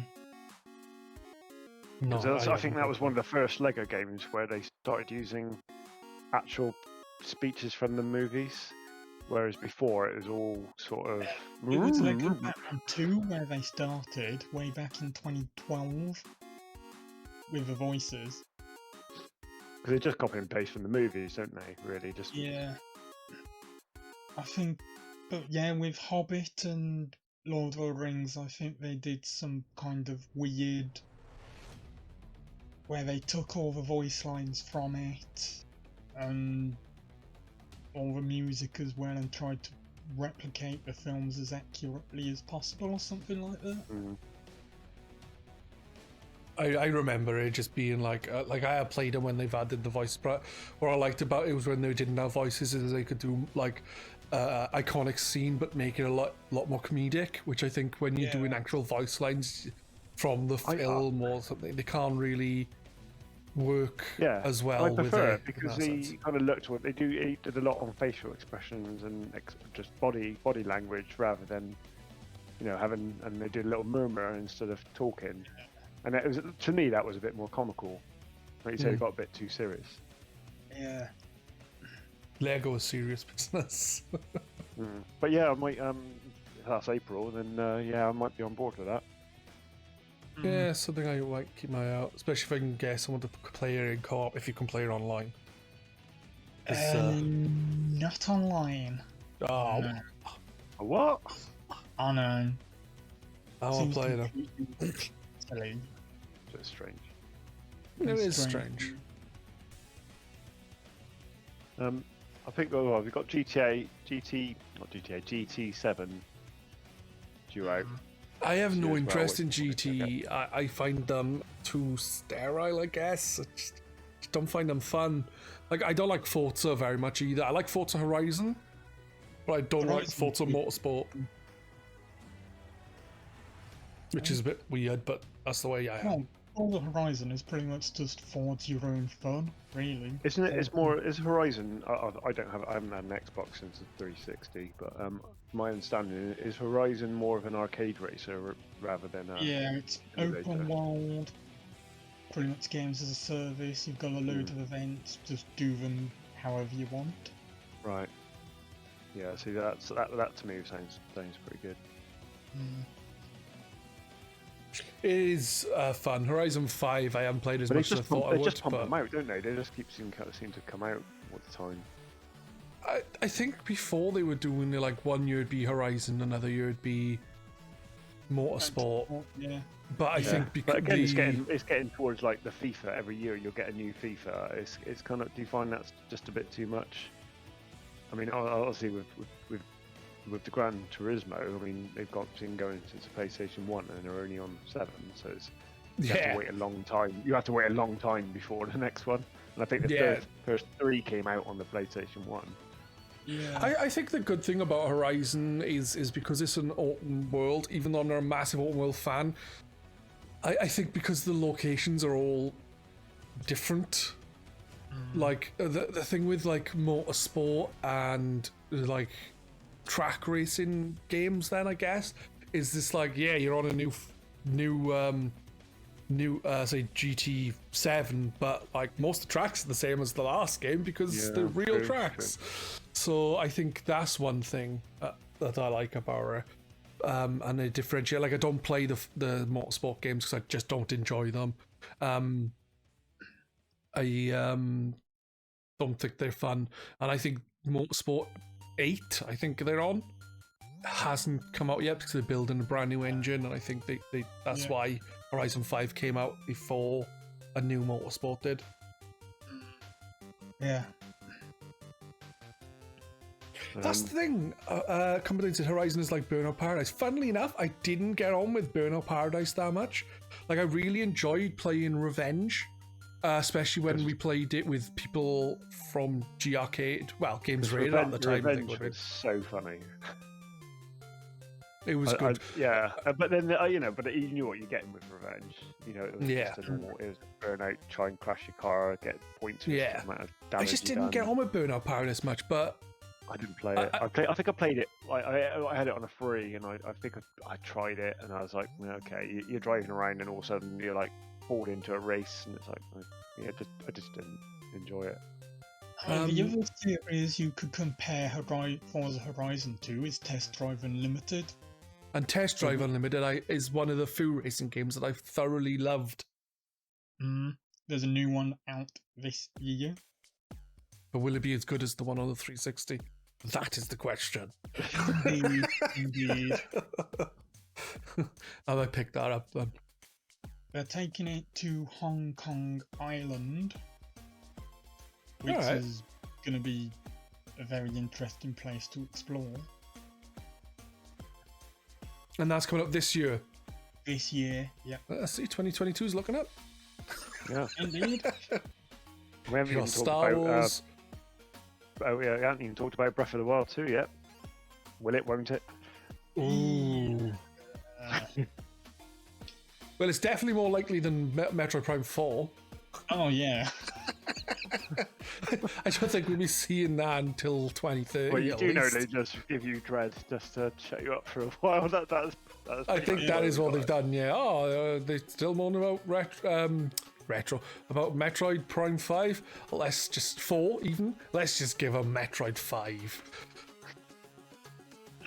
That'll shut them up for a little bit. And then it did shut everyone up for about a week. And then when everyone finished it, they're like, we want Metroid Prime. Yeah. That But yeah, came they were out, recently not complaints, advertising wasn't it? like for jobs for Metroid Prime 4. So yeah, that's not coming out anytime soon. No. Well, Breath of the look how Wild, long I'm not Breath of the sure. Wild's See. come out. I mean, they've had ample of time, and it's not like they're building a world from scratch. No. Or you know, they've got all the stuff they want or need. All the hardest part is already done. Yeah. Hmm. Aside know from what, the additions of the sky and areas and underground areas. But even so, you know, you've got the templates there. It is, Yeah. it is. Yeah, it's surprising it's taken so long. Maybe they're thinking, we need to make a Switch Pro because this isn't good enough. Because Breath of the Wild didn't exactly run great on the Switch, did it? Let's be fair. And that was like launch title. No. Yeah. But It was fantastic. wasn't though. wasn't Breath?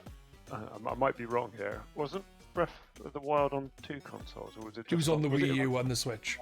Yeah, there you are. So that's probably why it doesn't. They probably. I think it was delayed to come out on the Switch. It was, yeah. Yeah, so you probably find For they the started longest making it time- for the Wii U, and then Yeah, for the longest time loads of they- cost. Advertised it for Wii U, then along comes E3 2016, where they announced, well, it was pretty much a day of Breath of the Wild, E3 2016. Yeah. We saw a lot about it. Well, I think even then they were still keeping quiet about whether it was going to stay on the Wii U, because we obviously knew the NX was a thing, just not what form it would take. Commodore said he'd rather see a proper Zelda set in that world. I'm assuming by proper Zelda he means dungeons and stuff, which I would. Like one of the things I said back after, like on this podcast, way back years ago, well, it probably was years ago now, is I would like to see a Majora's Mask of the Wild. I know a stupid name, but basically Breath of the Wild like assets used to make a smaller, more condensed, darker kind of world, kind of like Majora's Mask was to Ocarina of Time. So Majora's Mask of the Wild is what I called it, like, but that's what I would like to see. So Taking so long. We start out in the Hyrule open field that we know and love, and then we're just restricted to dungeon after dungeon in the underground. maybe Yeah, maybe you go back to Tamina. Yeah. One can hope.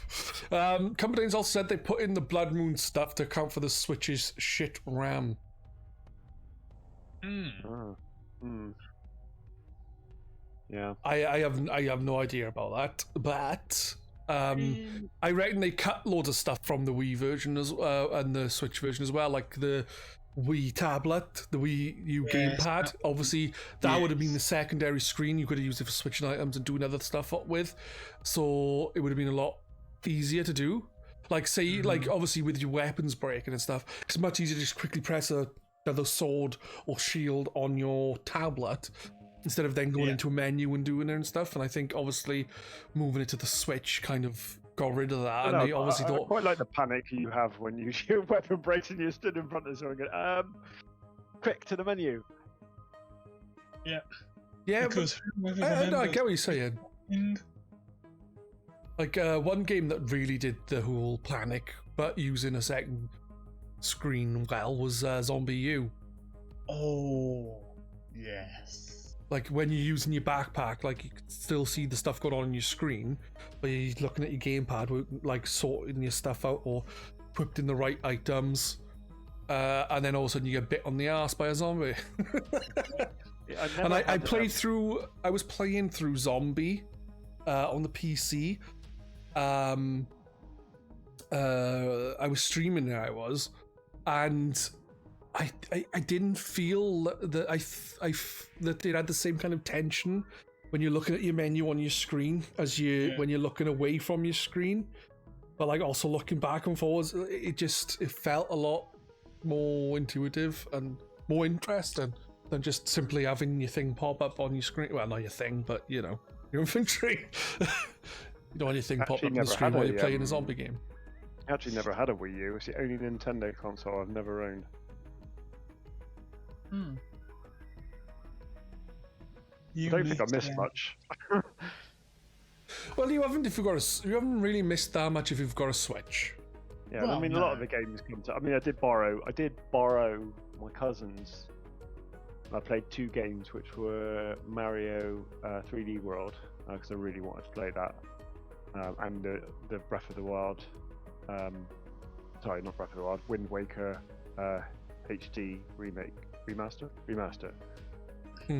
Yeah. Which I would love them to bring to the Switch. Yeah. But in fact, bring all the older games on replayable.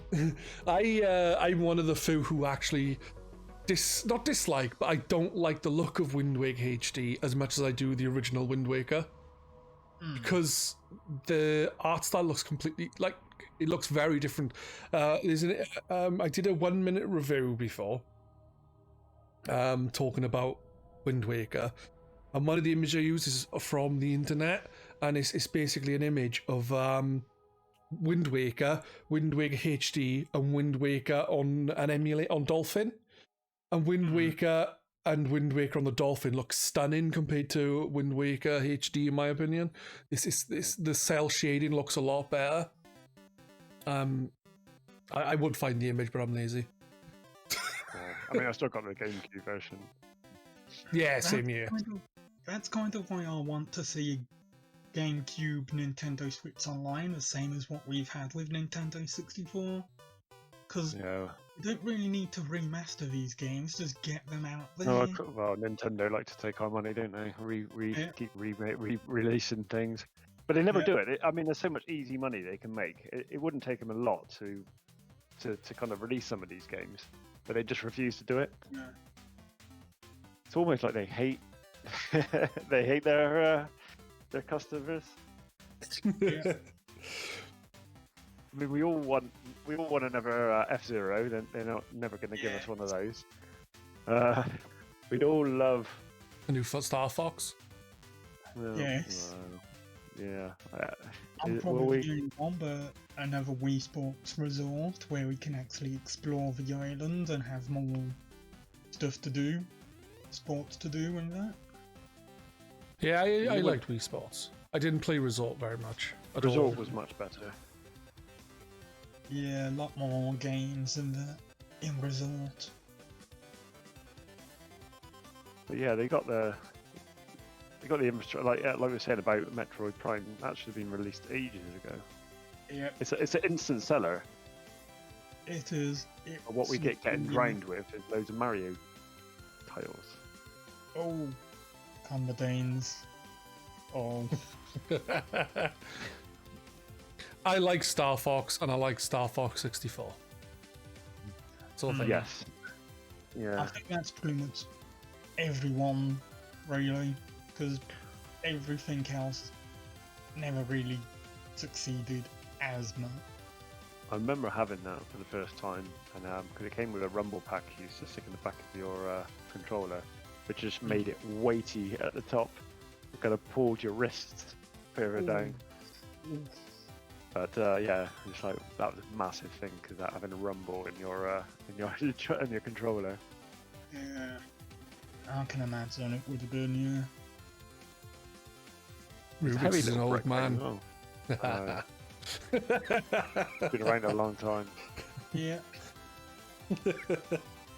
Yeah, I remember back on the N64. Like it was mean, always I more used because to, you had to I was- switch between the rumble pack and the save pack, and But this is how old I was. I was before the year before the N64 was released in the UK. I was working at Future Publishing, playing Mario 64 a year before it came out. Awesome. shocking. No, used to sit next to Edge magazine, and every night before we went, all the because I worked at the official PlayStation magazine, and we all kind of at the end of the day, all the other gaming, because there's about 5 or 6 different publishers in this magazine in the same under the same publisher, we're all in the same building. We'd all come down to Edge when they had their Nintendo 64, and we'd have Mario Kart tournaments before we went home. It was good. Ooh, that would have been fun. It was brilliant. I really, Does really sound enjoyed fun. those days. Didn't get paid a lot, but which is why I never stayed there. But I was only a temp there. But Yeah. it's good time. It was good times. Just Yeah. working there really. He says he was a temp. He used to just like sweep the floor. All I did, I was only, what was I, 16? 17? No, I would have been older than that. I was driving. I was about 17, 18. But it was what it is. You play computer games for a living. Yeah. Nothing wrong with Not that. a bad way. And now we're all trying to do it. Extra points. Yeah. Right, it's good to Baz with that. You end up having to play a game that you didn't really enjoy, and yeah, you're still stuck there trying to find, because this is back in the day before of the internet. So you're playing through games, looking for every nook and cranny to try and find secrets and hidden things, and it just got frustrating and very tedious. Yeah. Yeah, I think that's one thing about streaming for me. Like when I'm streaming, like if I'm playing a bad game, I'll still play through it. And I won't lock things up because I like to work things out. Like I recently played through a Paw Patrol game, which wasn't very good. It was actually better than I expected because the last Paw Patrol game I played was friggin' shite. I played through Ben 10 Power Trip, which was shite.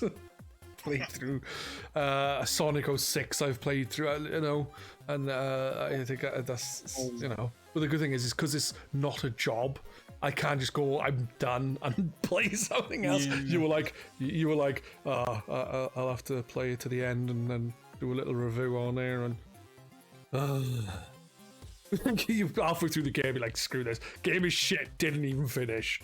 Review 1 out of 10. That's what you should have done.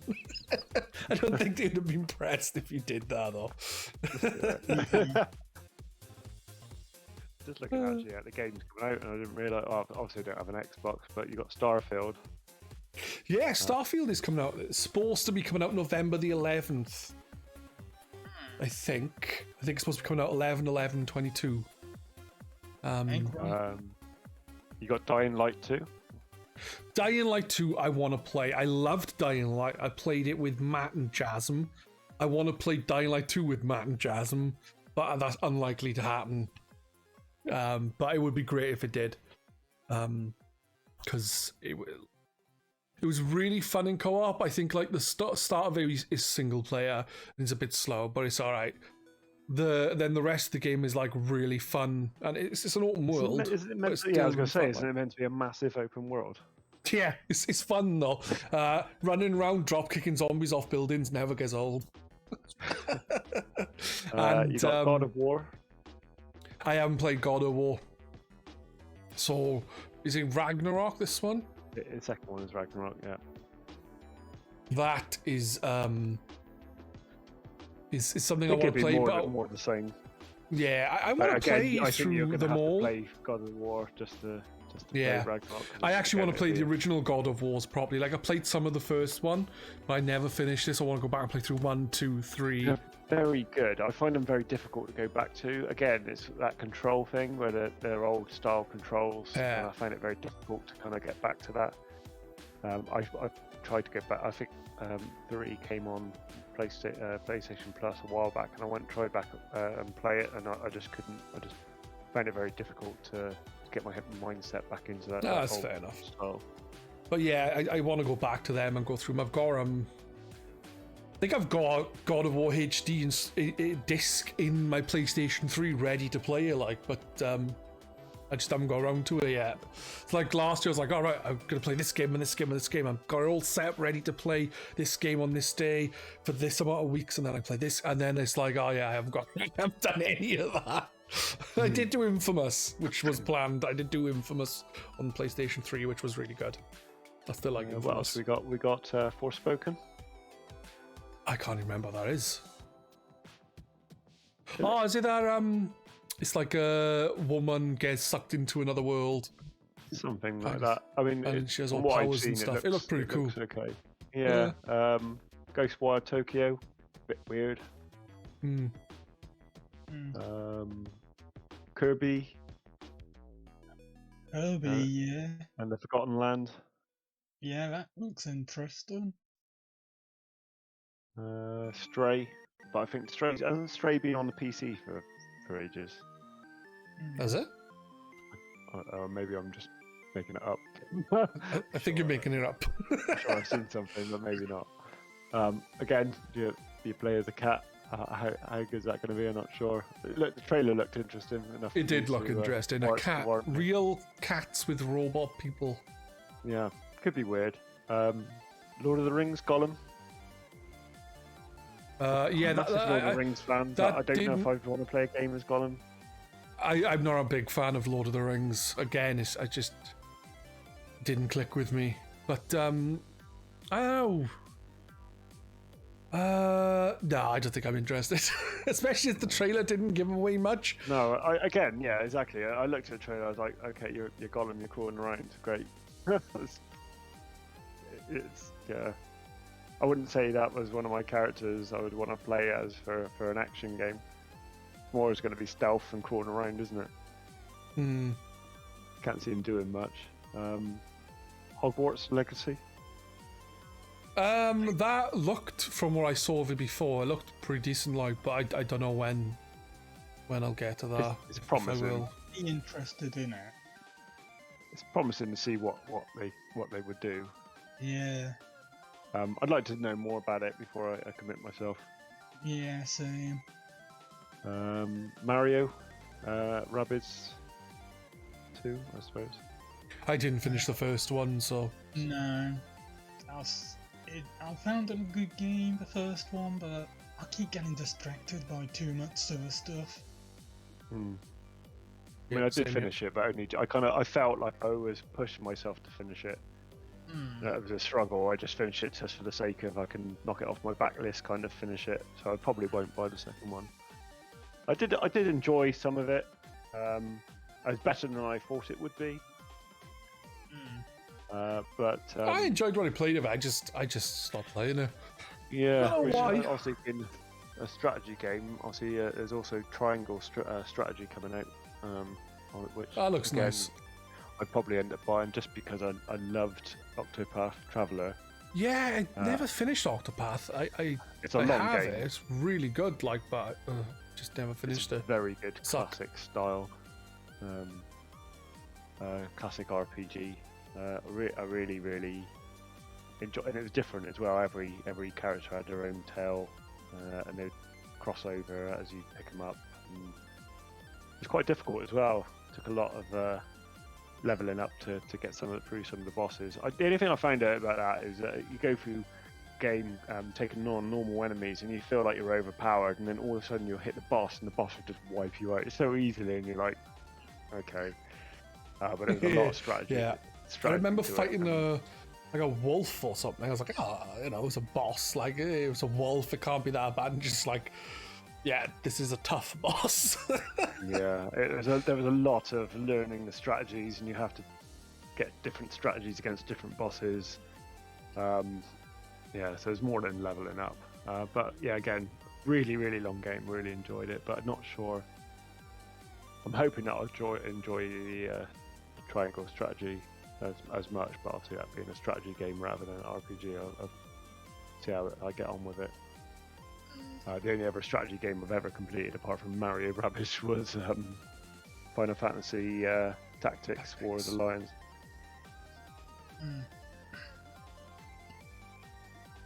You got Total War, Warhammer? I won't be playing that. No, not me. Ollie Ollie World? I played a bit of Ollie Ollie, but I never really got into it, so I doubt I'll get Ollie Ollie World. If it's on Game Pass or PlayStation Now, I'll give it a try. If But it's on otherwise, Game Pass, I'll definitely give it a try, yeah. Rainbow Six Extraction, which I think that's is out already. Yeah. Yeah. I have no real interest in it. Like I enjoyed playing Siege with a couple of people from GRcade on the occasion, but this is like one less person. You got like I think it's 3 players instead of 4. Just doesn't seem that fun. Yeah, I remember we was watching Ubisoft's conference around E3 time, and it was just Tom Clancy, and we was all, ooh. Yeah, I think the last Rainbow Six I played back in the day was on the Xbox 360 with a lot of people from GRcade. Grow, is it? Ghost You got Recon Advanced Warfighter. Grow. Ghost Recon Advanced Warfighter. No, it was it wasn't a Ghost Recon one. It was a Rainbow Six. Las Vegas. It was. No, Was it? It might have been the one before that, but It remember was just a lot because of I my remember hours. there being Ghost Recon, and then there was also what's the other bloody franchise they got? It's Tom Clancy. yeah, the other Tom Clancy. They did obviously a couple of them, but they were like there was End War on the 360. There was Ghost Recon, and there was Division. no. I'm sure it was Rainbow Six, but I'm sure it was Rainbow Six Vegas or so. Okay, yeah. Am I right? When you play it, it's like it's got a cover system and. I'm looking at it now. Definitely There was remember Siege. the name of Rainbow Six Black Siege. Arrow.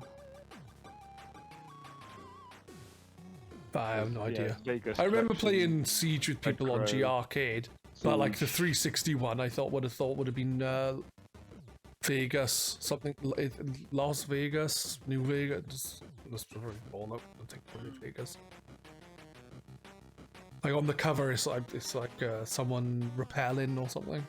Like you'd rappel into certain levels and you have to take out people. And it was fun. If that's the one you're on about. If it's not, then I haven't got a clue what one you're on about. Yeah, I think you're right. I think it is Vegas. So I remember playing that with people on GR. Yeah. Well, it was probably Games Radar at the time, wasn't It probably was, yeah. it? Yeah. Little Devil Inside. That looked quite interesting if I'm thinking right, but like, yeah, I don't know. If I'm honest. It's just so many games coming. I know. Like the main thing Oh, is, yeah. I was gonna say the main thing is what are we most looking forward to? But I haven't. got a I clue. was just trying to think of there's Advance of Wars 1 and 2 remake coming out as well. That'd be cool. I don't know. Yes. It felt Gary on launch. Like I kind of want to, because it's like I want to like this is still a franchise that people want. We want to purchase this, so they make a new Advance Wars. But at the same time, there's new games coming out. It costs quite a bit. It's like, what do you do? Like, Yeah. what was that Korean Pokemon looking game? Something I can't remember. You mean Dr. V? Docker V, is it? That's the one. I thought it was something Yo, but it's V. That one that we saw at Summer Games Fest, I think it was. Yeah. That looked alright. Yeah. I don't think it's for this year though, is the only thing. Isn't it? No. They shouldn't show games that far out. Like, Yeah. I get it. There's one, you want to build up the hype. 2, you want to let people know it's happening. 3, you want to like, see, look, shareholders, give us more money to put more money into this development of this game because people really want it. But at the same time, it's like, you know, chances are you're showing us this game. It's not going out for 2 years. There'll likely be a fucking delay for another year. Show it a bit closer to the actual release, you bastards. Yeah. Yeah. I don't know, it's getting to a stage now where I want to see something of Final Fantasy 7 Remake 2 or Part 2. It's going on too long, we're not hearing anything. And normally when you've heard something, it's still years off. So, you know, just as soon as you hear, I want to hear something, just show me something. That's me with GTA 6, as I've already said. Yeah, or even or in GTA, just even announce it. We know you're doing it. Yeah. I like it. Company said, I like it when they are like, see this game? You can buy it now. It is good when that happens. Speaking of games that they've announced that won't release for some time, EA announced 3 new games, Star Wars games. While our chances that 2 of those aren't coming until next year and beyond. And that's if they don't get cancelled like the last batch of Star Wars games. Yes. Yeah, I think you'll take EA with a pinch of salt. Like, they announced a sequel to Fallen Order, a first-person shooter, and a strategy game from Bit Reactor in a partnership with Bit Reactor. But that's it. They never told us any names of games or anything. Who do they think they are? Disney? Waiting for Celebration in May before giving us proper looks at them. They said the first-person shooter has only just started development, and the same could probably be said for that strategy game as well. Why? I don't see the point. Yeah.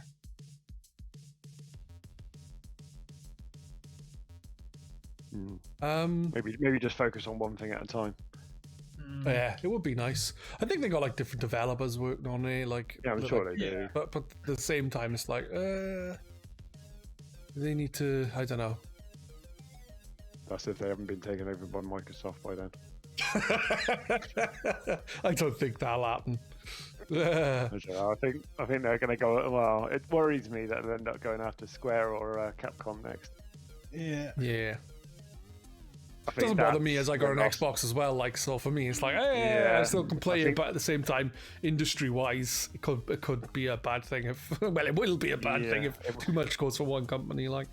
Yeah. I'm not too bothered so far what they bought. Okay, there's some games maybe I would have played, but I'm just trying to stick to just Nintendo and one other console. But I think it will hurt if they buy Capcom or Square Enix. That's when I have to make a decision how I continue. It might just become Nintendo only. Yeah, I can understand that. Me though, I like having it all. So Microsoft need to stop buying people, says companies. I mean, I used to be that. I used to have all the consoles. It's just then that was when my backlog was massive. So I'm spending a lot more time with games now. Whereas I'll play them from start to finish and try and if I'm really enjoying it, I'll mop up some of the extras.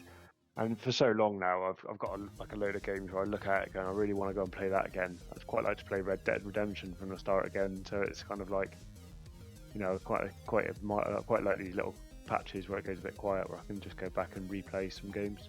Yeah, that's fair enough.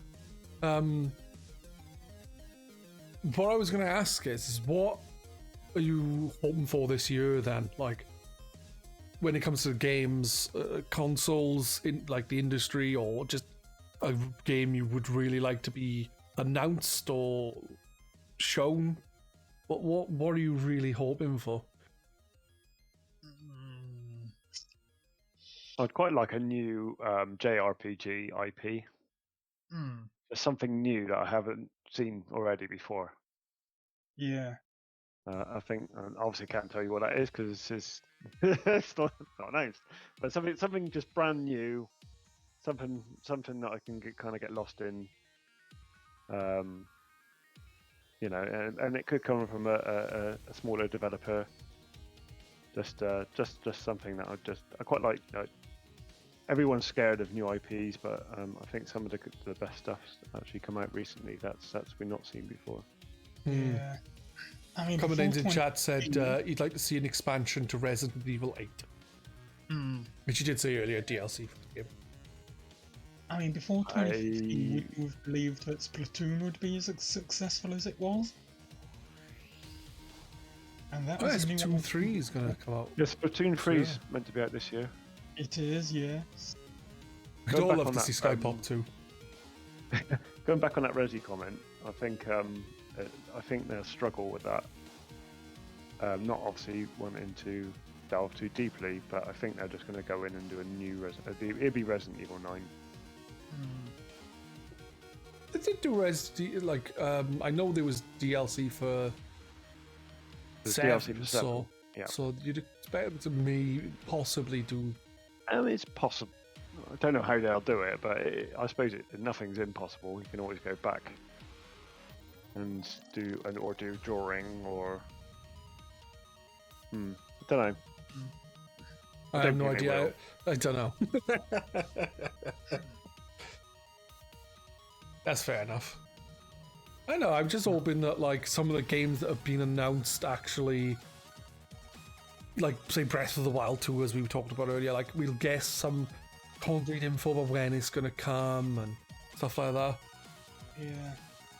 Like I think it'd be nice if you get a Metroid for the release date and some actual screenplay of the game would be nice. Yeah.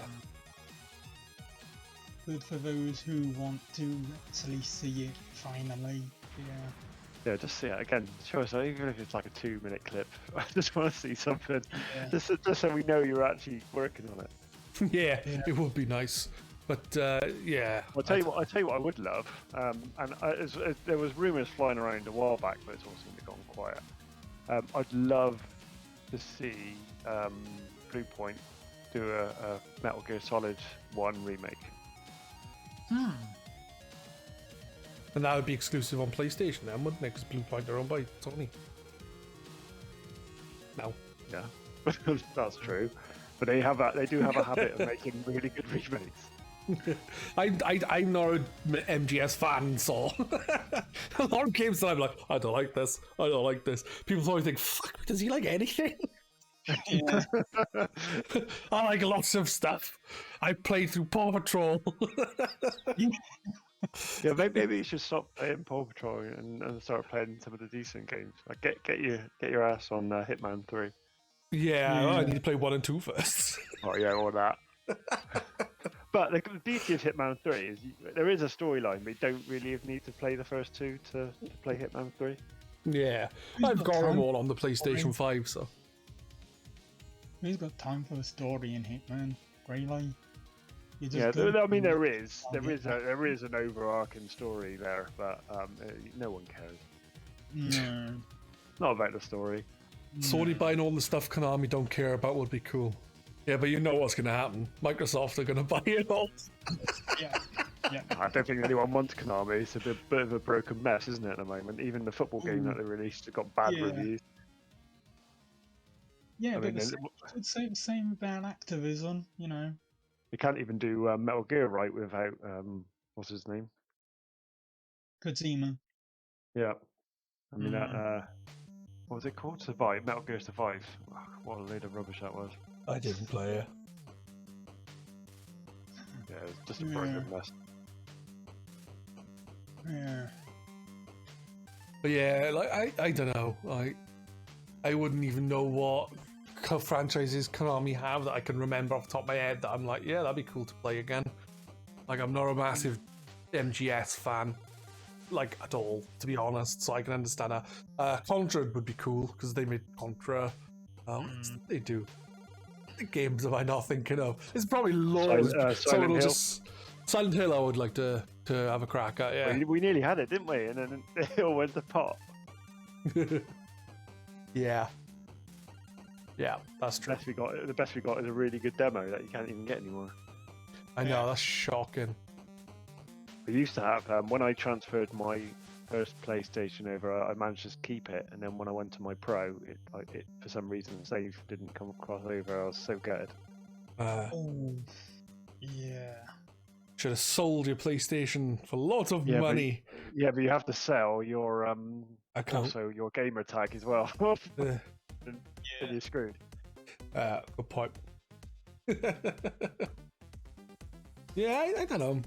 There's probably a lot we could talk about, like, or if we could remember a lot of the stuff, but I guess, like, you know, last year was kind of a very disappointing year in many ways. Don't get me wrong, there were some really good games out there, but that did come out, but it just seemed less dense with, like, high quality games. Than what we've been used to more recently, I guess. Yeah. Like, not like last year, but before the pandemic and stuff. So I'm assuming COVID had it did have a lot of big impact on a lot of stuff. So like, hopefully this year now will be better in terms of games coming out and some nice surprises. But you know, the pandemic isn't over, so. It You is. never know, there might be a new Paw Patrol game for you to play. Oh, there's a third one. It's based on the movie. I will play it at some point. Castlevania, yeah, Castlevania. Like, don't get me wrong, I adored Bloodstained. I really liked it. But I kind of want to have play a new Castlevania simply because of Dracula and the Belmonts, Alucard, and like the characters coming back and that kind of thing, and also the iconic designs of the monsters and stuff. You know, I wouldn't say no to a Bloodstained 2. Never played the first one. In fact, I think Castlevania. I think I played the first one on the NES. No, Yeah. NES? First one's on the NES. NES. First three are on the NES.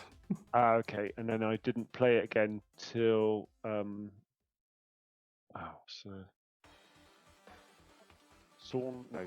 No. No, look it up now. Name some Castlevania games. Symphony of the Night. That's the one. Yeah, I played that. That was really good. That was on the PlayStation 1 as well, wasn't it?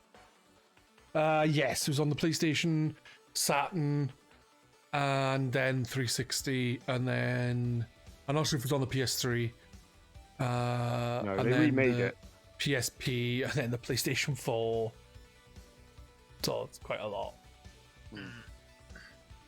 But yeah, Symphony is really good. Really good game. See, I do like games.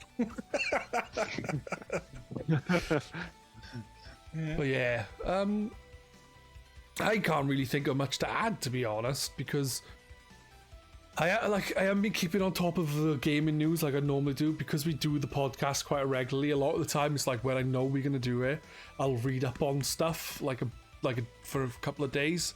I really need to get back to doing that.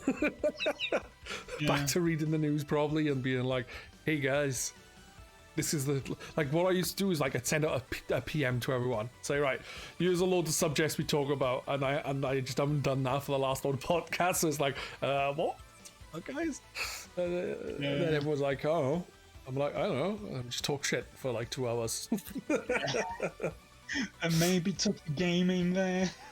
Yeah, exactly. That's what this is. This is the instead of games and stuff, it's shit and occasional games. You know? Yeah. But I don't know. That's it. We've got a lot of games gone through. I thought that was productive. Yeah, we have gone through quite a lot of games. There's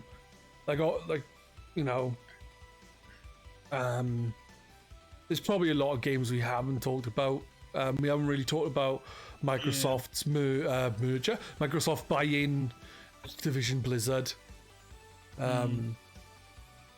which I guess we could have done, but maybe that'll be for next time.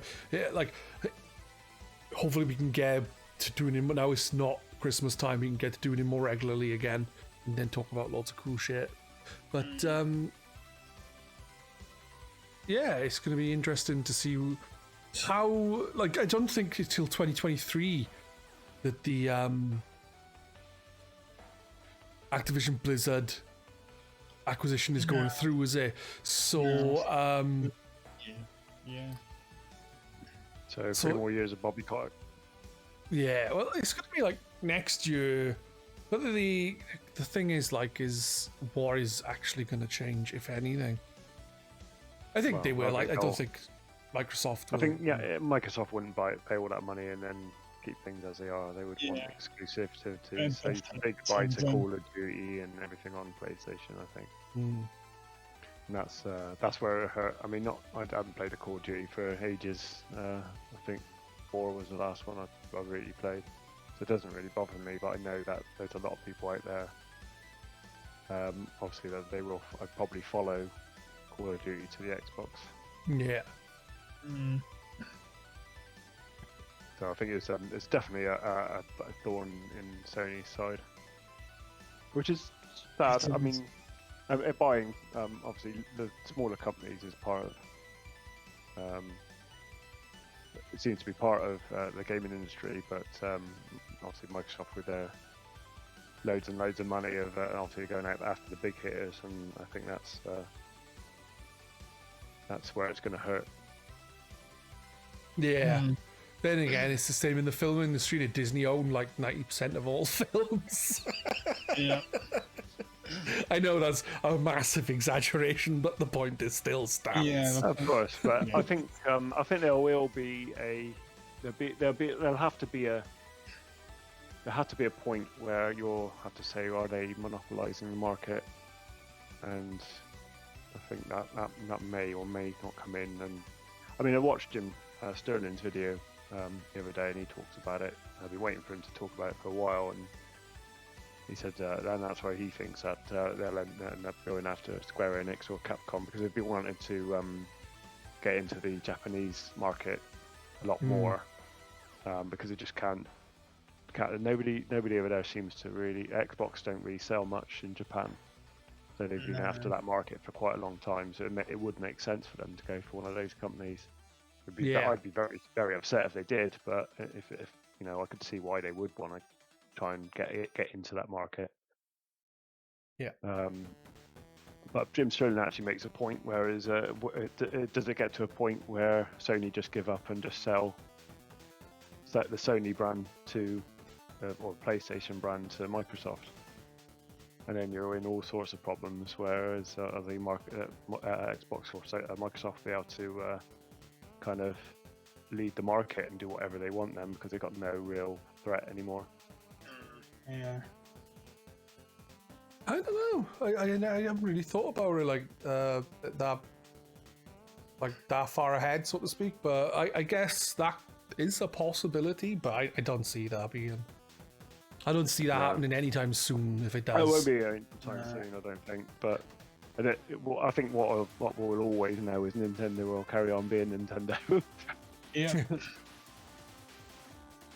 This is true. But then saying that, I mean, obviously, I don't know how your ages of you boys, but obviously back in the day where it always used to be Sony, Nintendo versus Sega, and back then I never ever thought I'd ever see Sonic on a Nintendo console, and look where we are today. I know, playing Sonic Adventure 2 Battle on my GameCube, I was like, this is not fucking right.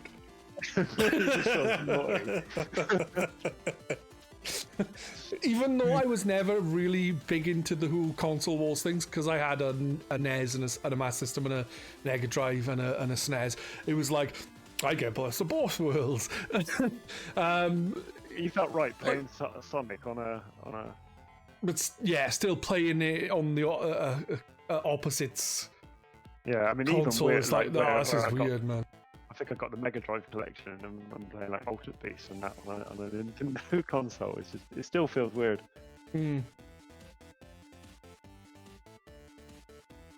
Coming in says he thinks there's trade laws in the US stopping that sort of thing happening. They can, I think they look into it, but it doesn't necessarily mean they will stop it. But I don't know exactly how it all works. Not hugely. There is something to stop monopolization of a company, but I don't know how far they can go until that comes into effect. Exactly. We will see what happens. Oh, yeah, like you said, I don't think it'd be any time. I mean, this is going to take 3 years, like you said, before it. 3 years, 2 years. I think it's next year, but don't quote me on it. I think so. Yeah.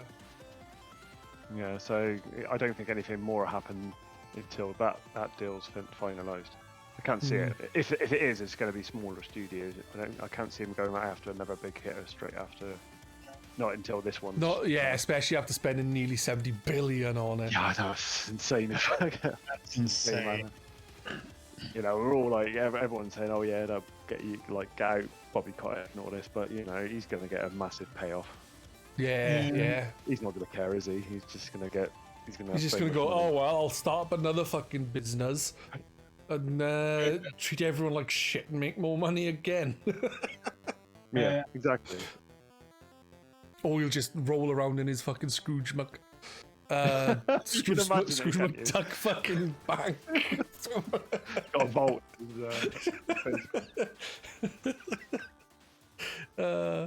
Bastard. Yeah.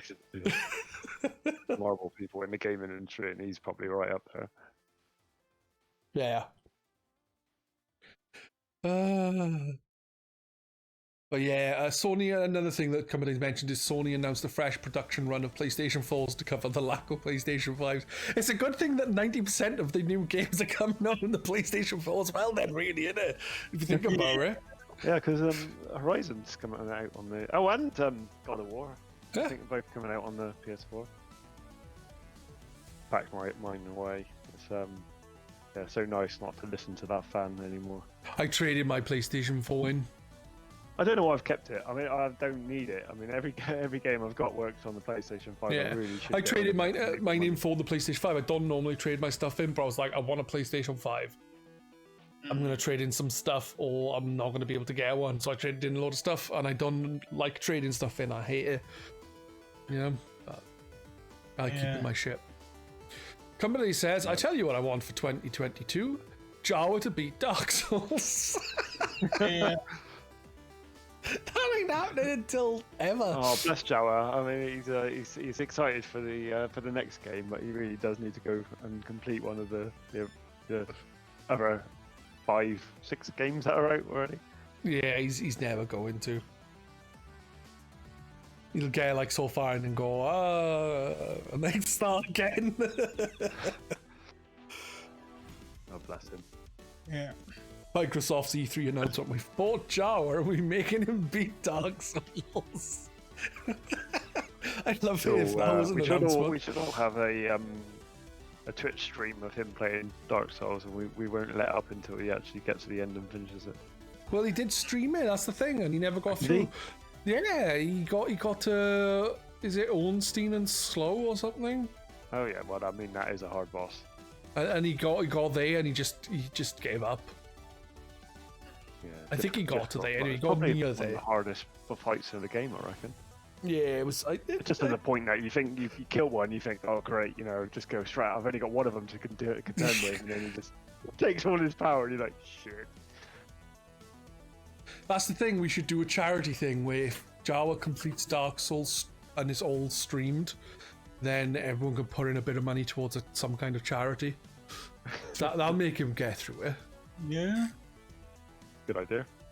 Yeah, someone should set up a thread. Yeah. Jawa, I'm going to choice in the matter. No. What's probably easier? Would it be Dark Souls or would it be Bloodborne? Bloodborne probably slightly easier. Well, it depends which route you go down, I suppose. I don't know. I've only finished Dark Souls. Oh. Because Demon Souls is probably slightly easier than Dark Souls. I'm finished Demon Souls. Like I said, the farming, and the same with Bloodborne. I die and I'd be like, oh right, I gotta get blood vials again. Just got fed up in the end. Like from what I've heard, the PlayStation 3 version of Demon Souls, you can have as much healing stuff on you as you like. You just constantly accumulate it. Whereas in the PS5 one, it's like you're limited because it got weight and so on and so forth.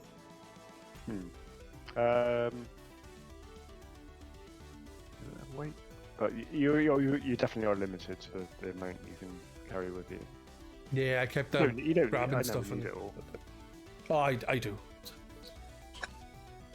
I'm trying to think where I got to. I did 1-1, 1-2, and then I got to some fire demon, and then 2 gargoyles in 3-2, something like that, and it's just like, yes.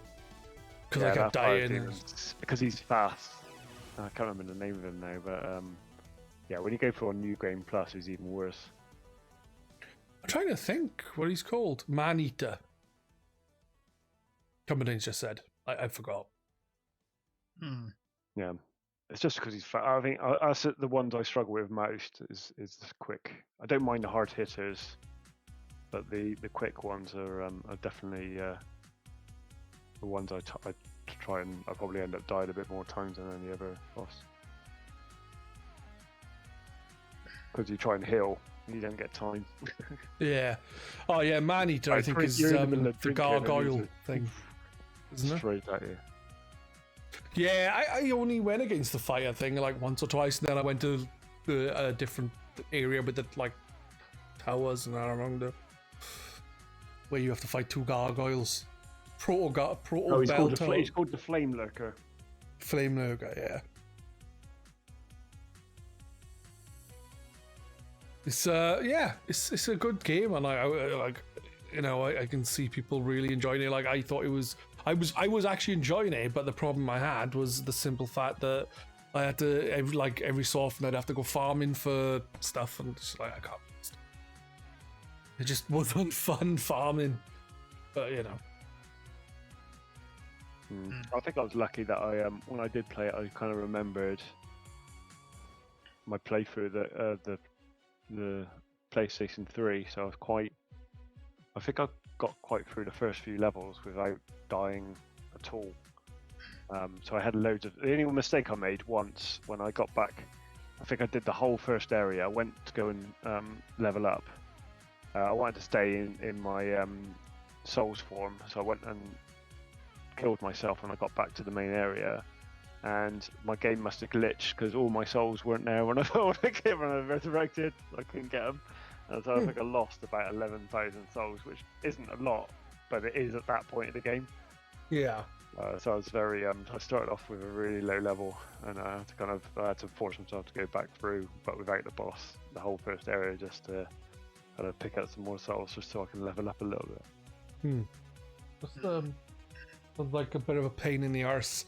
And I thing is as well, is I find Demon Souls, like killing stuff, you don't get a lot of souls. It's definitely more stingy on souls.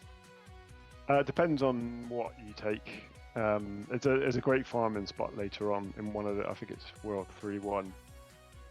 The enemies that just like roll towards you with the 2 swords. I mean, deadly if you mess up, but they give you loads of souls, and you can farm that area for quite a lot. I'm trying to think where it is. I'm not sure, but yeah, I do need to get back to it, but whether or not I will, I don't know. It's a tough game to get. Any game like that is tough to get back after if you haven't played for a while. Very difficult to like realise what you've done and where you need to go, kind of thing. Yeah. Especially, well, I suppose you won't be going for platinum, but no. Platinum, I mean, I could have done it in 2 playthroughs, but I didn't do a certain thing. And one of my trophies glitched where I couldn't get the faux ring. The woman at the end when I killed her didn't drop it, and it was having to collect all the MTCs throughout the whole game, and then kill them all off so she appears. And then she appears, and I killed her, and then she didn't drop the ring, so I had to then do exactly the same on my next playthrough and get all the NPCs again just to try and get her, because it obviously auto saves as well, so it's not like you can go back and try and do it. So that makes that kind of difficult. But yeah, I managed to get it on the second playthrough. Yeah, I forgot it doesn't autosave on the PS3 version. I You would can assume. save it. I think you can. You can pause it, which you can't do in any other Dark Souls. So if like the door went or someone was ringing you, you can pause the game. Because and I remember playing Dark Souls where someone would come to the door or someone was ringing me and I just couldn't answer the phone because I was like, no, I can't. I'm in the middle of fighting.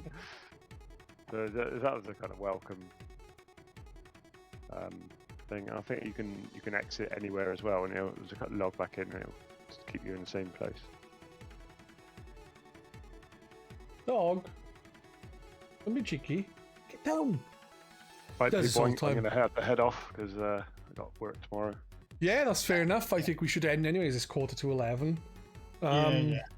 And hopefully we'll be back soon. I can't say when because obviously everyone's busy and stuff, so hopefully we can get back soon enough and talk about some nice things. Thanks for inviting me, Pedz. Yeah, no problem. I'm glad you enjoyed yourself. If you want to take part again, you're in the PM chain, so you can join us. So say, yeah, I'm in. Excellent. Thank you very much. Yeah, catch you later, dude. Yeah. Catch you later, guys. See you, Rula. See ya. Bye. Right, that's going to be us, guys. We are going to raid out into RetroCora's channel. Before we go, I'm going to say the same as I always do. Please check out grcade.co.uk. Also, GRcade Video on YouTube, at GRcade on Twitter, and GRcade on Facebook. So yeah, take care and bye-bye, everyone. Have a good evening.